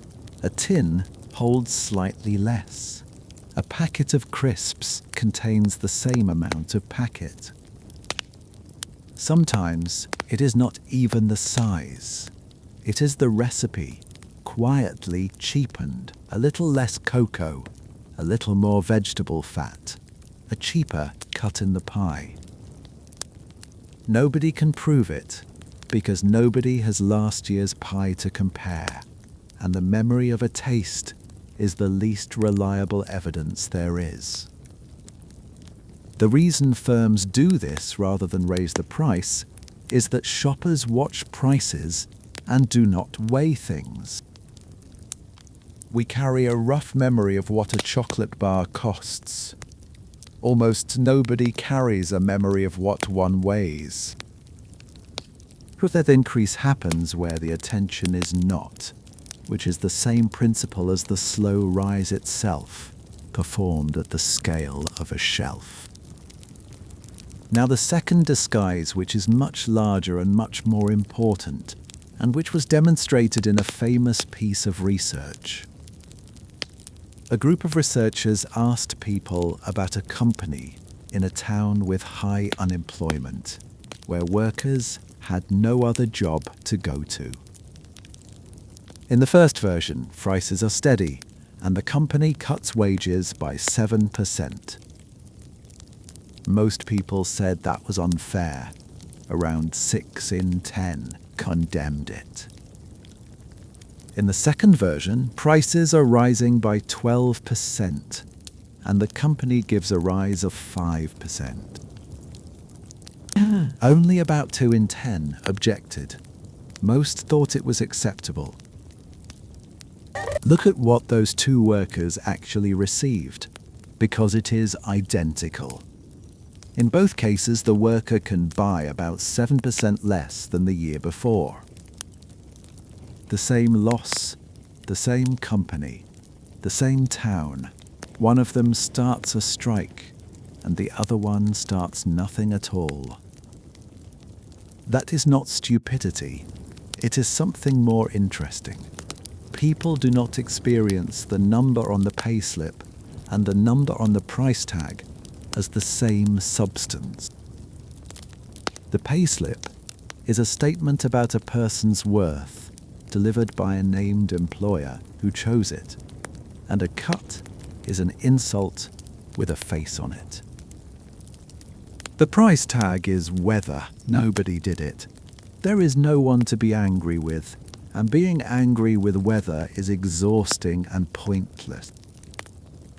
So here is the reversal, and it is the least comfortable ideas video, and it is not a conspiracy theory. It is in the textbooks. The gentle permanent rise is not a fault that the system puts up with. It is a tool, and it does a job that nothing else can do. Economies constantly need some wages to fall, not out of cruelty, because industries decline, machines arrive, and demand moves from one trade to another. If prices are flat, the only way for a wage to fall is for an employer to sit a person down and reduce it by name in a room. That does not happen. It causes fury, resignations and strikes, and firms will do almost anything to avoid it, including making people redundant instead. If prices are rising quietly at 2%, an employer can achieve the same fall by doing nothing whatsoever. Hold the pay flat for 2 years while prices rise. That is a cut of about 4%, delivered without a meeting, without a letter, and without anybody in the building using the word. One economist described this as greasing the wheels of the labour market, and the phrase stuck because it is exactly right. The slow rise in prices is the grease. It lets the machinery move without the metal screaming. Which means the 2% is not really a price target at all. It is an anesthetic, and the operation it permits is the continuous, invisible recutting of what everybody earns. Sit with that one, because it changes the shape of the whole subject. The rising prices are not the problem the system is failing to solve. The rising prices are the solution to a different problem that the system solved a long time ago. And it is genuinely a solution. The honest counterfactual is not a world of stable prices and stable wages and everybody content. It is a world where the adjustment cannot be spread thinly, and therefore lands whole and undiluted on whoever happens to get sacked. A society that quietly trims 2% from everybody who did not get a rise is doing something hard. A society that takes 100% from one person in 20 is doing something worse. So it works, and it is defensible, and the people who designed it were not being sly. Most of them would explain all of this cheerfully if asked. But notice what has just been described, in plain words, without any of the professional vocabulary. A transfer is being made every year permanently, from a large number of people who will not feel it, to somebody. It is not voted on, it does not appear in any budget. No politician stands up to announce its size, and no one is asked to approve it. And a transfer, by definition, has two ends. Something is taken from somewhere, and it arrives somewhere else. We have spent the last hour standing at the end, where it is taken. The question that remains is who is standing at the other one? The answer is not a secret, and it is not a cabal, and that is precisely what makes it hard to talk about. Every price rise is a payment. It is simply never written down as one. Start with the largest borrower in almost every country on earth, which is that country's own government. A national debt is a promise to hand over a certain number of pounds or dollars or yen on certain dates in the future. And the institution that decides how many pounds exist is in the end the same institution that owes them. That is a peculiar arrangement, and it is worth stopping on for a moment because it is not how any other debt in the world works. Nobody else gets to owe a number and also influence what the number means. A person with a mortgage cannot quietly redefine the pound. Now, this does not mean governments engineer inflation on purpose to clear their debts. In modern rich countries, they generally do not, and an independent central bank with a signed target exists precisely to stop them. But it does mean something structural, which survives whatever anybody intends. When prices rise, government debt gets lighter every year, automatically, without a vote, a policy, or a press release. The tax take rises with prices, because wages and spending rise with prices. The debt does not rise, because the debt is a fixed number. Britain came out of the Second World War owing far more than the entire country produced in a year, and that mountain was never repaid in any meaningful sense. It was outgrown, and it was inflated away over about 30 years in a process nobody had to explain to an electorate. The man who described this most clearly was writing in the same year as everything in the middle of this video. John Maynard Keynes published a short book on money in 1923, while the German presses were still running, and he had watched it closely. He wrote that by a continuing process of inflation, governments can confiscate, secretly and unobserved, an important part of the wealth of their citizen. Secretly and unobserved, that is the entire mechanism in 3 words, from a man who was not a critic of governments and spent his life advising them. He also wrote that not one man in a million is able to diagnose it, which is a little rude, and on the evidence, about right. It is sometimes called the tax a nobody votes for, and the name is exact, because it has every feature of a tax except the vote. It has a rate which is published monthly. It has a base, which is everybody holding the currency. It has a collector, and the collector is the largest debtor in the country. The only missing piece is the one that makes a tax legitimate, which is somebody standing up in a chamber and being made to defend the figure. There is a smaller version of the same thing which is easier to see, and most people have felt it without naming it. Tax thresholds are written as fixed numbers. Earn above this figure, pay the higher rate. If prices and wages rise and the figure does not, then every year more people cross a line that has not moved. Nobody raised anybody's taxes. No bill was passed. The rate is the same as it was, and the take goes up, reliably, forever. Politicians are very fond of this, in every country, of every party, and it is a lovely example of the general principle. The most effective way to take money is to hold a number still while the world moves past it. So that is one end of the transfer.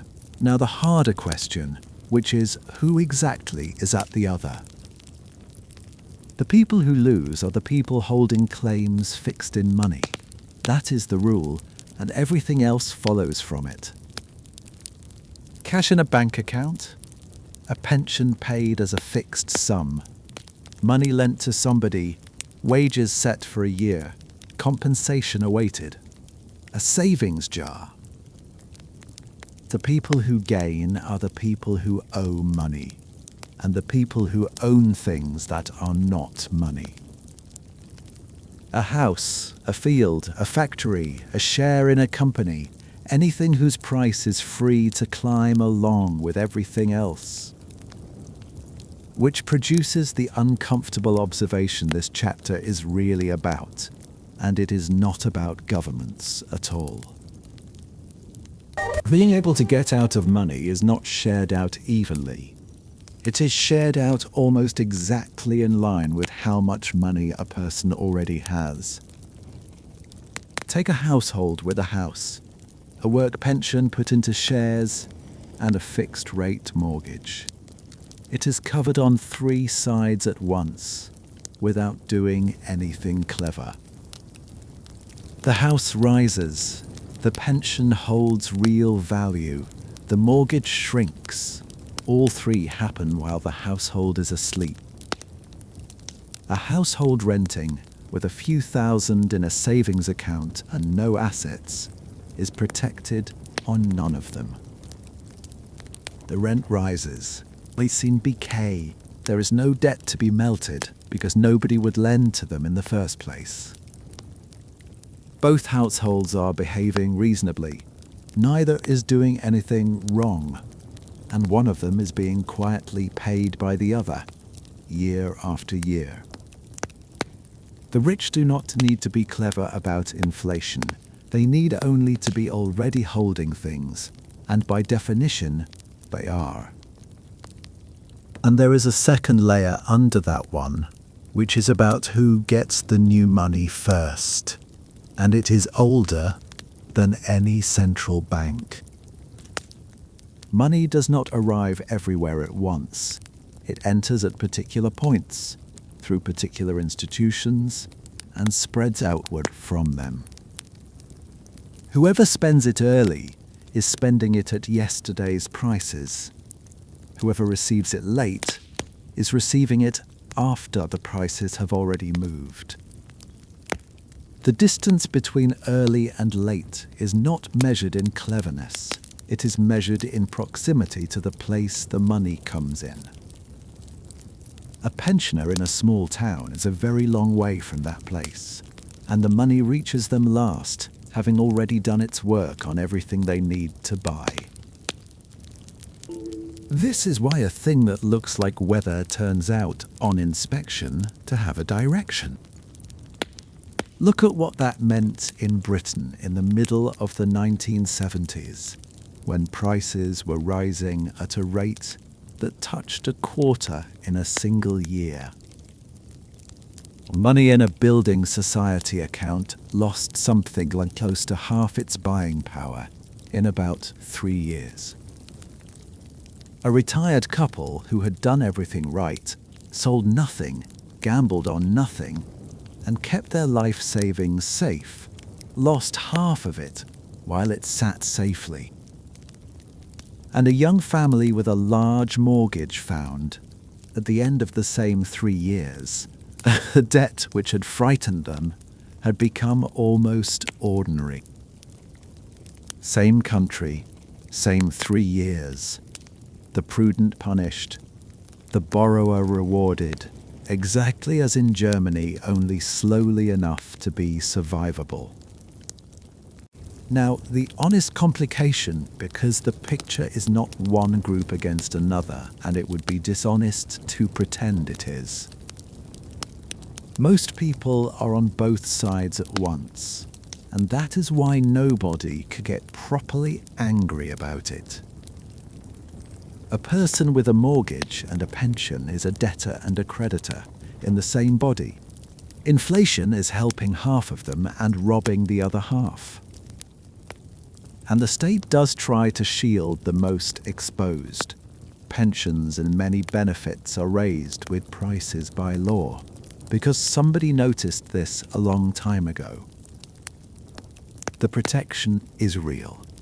It is also partial, and it always lags, and the lag falls on people who have no reserve to lag with. So the transfer is not clean, and it is not a plot. It is a slow, structural tilt in one direction, made of 1,000 ordinary arrangements, none of which is anybody's fault.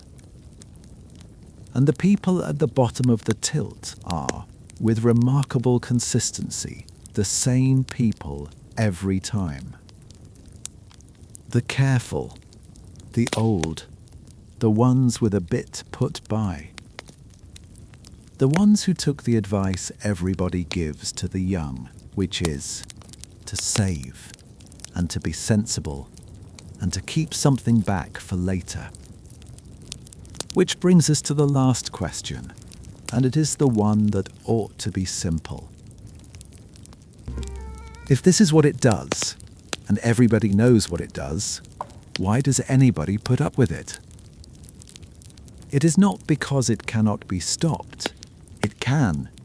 We know exactly how, we have the tools, and it has been done in living memory deliberately.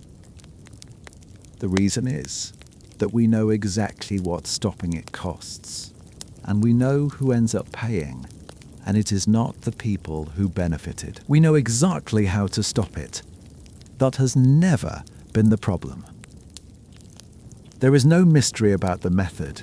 It is not disputed, it is not experimental, and it does not require anybody's permission.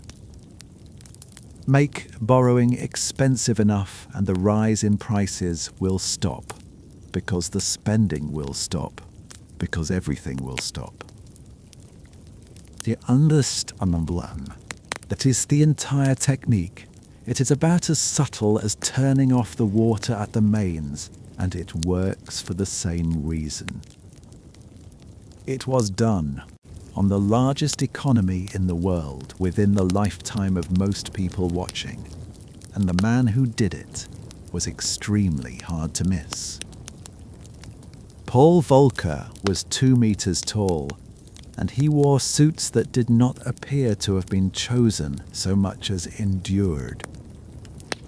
He smoked cheap cigars in a job that came with expensive ones. He was famously careful with money in a personal way that colleagues found comic. In the summer of 1979, he was made chairman of the American Central Bank. At that moment, American prices were rising at something like 13% a year. 13% means money halves in about 5 years. It means a wage negotiated in the spring is visibly worse by Christmas. And it had been going on long enough that Americans had stopped treating it as a phase. That is the point at which the thing begins to feed itself, because expectation is one of its ingredients. So why had nobody stopped it earlier? The tools had existed the whole time. Because every previous attempt had been abandoned. Rates went up, unemployment rose, the political pressure became unbearable, and the rates came down again. And the country had watched that happen 4 or 5 times, and had drawn the obvious conclusion, which was that nobody would ever see it through. Once everybody believes that, nothing works. Wage claims are set high, prices are set high, and the belief manufactures the thing it predicts. Which meant the only way out was not a policy. It was proving at enormous cost that this time the flinch was not coming. Volker's answer was to raise the price of borrowing, and to keep raising it past the point where anybody thought he would stop. Interest rates in the United States went to around 20%. A mortgage costs somewhere near 80%. At those numbers, an ordinary family cannot buy a house. A farmer cannot borrow against the harvest. A small firm cannot finance a van. The economy did not slow. It was put through a wall. One American worker in 9 could not find a job. It was the worst since the 1930s. Factories closed across the Midwest, and a good many never opened again. And the country wrote to him about it in a way that is one of the most extraordinary episodes in the history of any central bank. House builders, who could not sell a house at 18%, began posting lengths of sawn timber to the central bank in Washington. Not as a threat, as an argument. Thousands of pieces of ordinary construction lumber arrived through the post, many with messages written on them in marker pen. This is the wood I am not using. This is a house that is not being built. This is my son's job. Car dealers, sitting on forecourts of vehicles nobody could finance, mailed in the keys, envelopes of car keys from dealerships across the country. Farmers drove their tractors to Washington and ringed the building, which is a slow and very deliberate way of being angry. Volker was given a security detail. There were threats serious enough to be taken seriously. He kept a lump of wood on his desk from the builders and did not change course. There is something worth sitting with in that image, and it is not heroism exactly. A man in a badly fitting suit, in an office, with a piece of another man's timber on the desk, holding a lever that he knows is hurting people who have done nothing wrong. He is not wrong to hold it. The alternative is worse, and he can see the alternative more clearly than anybody in the country. But he is going to be right at their expense, and both of those things are true at once, and nobody involved gets to feel clean about it. And it worked completely, and faster than most people expected. Within about 3 years, American inflation had fallen from roughly 14% to something near 3%, and it stayed there for a generation. He is now generally regarded as one of the most successful public servants of the century, and the judgment is probably right. But look at the bill and at whose name was on it, because that is the last reversal in this story, and it is the one that keeps the number where it is. The people who had gained from 10 years of rising prices were the ones who had held debts and assets through them. The people who paid for stopping it were a steel worker in Ohio, a farmer in Iowa who lost land his family had held for a century, and a young man who left school in 1982 into no work at all. They had not caused it. Most of them had been on the losing end of it the entire time. The cure was not administered to the disease. It was administered to the country, and the country does not absorb medicine evenly. That is why nobody does it unless they must. Not because they are weak, and not because they are corrupt. Because a government looking at that road can see, quite clearly, the towns that will not come back. So the setting stays where it is. 2% deliberately, permanently, chosen not because it is good, but because both alternatives are worse. The wheelbarrow on one side, the apology for the ice lolly on the other, and in the middle, a slow, steady, gentle loss that almost nobody can feel. We open tonight with a feeling, the feeling that things used to be cheaper, and that nobody sent a letter about it. It is worth saying, plainly, now, at the end, that the feeling was accurate in every particular. Nobody did send a letter. There was no announcement, no vote, no line in any budget, and no moment at which anybody was asked. And the price you remember from when you were small is not nostalgia, and it is not your memory playing tricks, and it is not simply that you got older. It is a measurement. You took it yourself with your own hands, standing in a shop, and you have been carrying it ever since. You are one of the few instruments that records this, because the only way to feel a ruler shrinking is to have held it a long time ago. Prices are not going up. They never were. The ruler is getting shorter, and it has been getting shorter, quietly, for about 100 years. Somewhere tonight, there is a person whose job is to keep it shrinking at exactly the agreed rate, and they are probably doing it rather well. If these long, quiet histories are useful to you, at the end of a day, subscribing helps them find other people who are also awake. Now, the good news. And it is the only reassuring thing in 2 hours, and it happens to be completely true. 2% a year does not work overnight. It is the slowest thief there has ever been, and it keeps office hours. Nothing in your house will be worth less by morning. Nothing needs to be bought before the price changes. There is nothing at all to be ahead of. The coffee will cost the same at the end of the cup as it did at the beginning. That is not a small thing, and for a great many people it has not been true.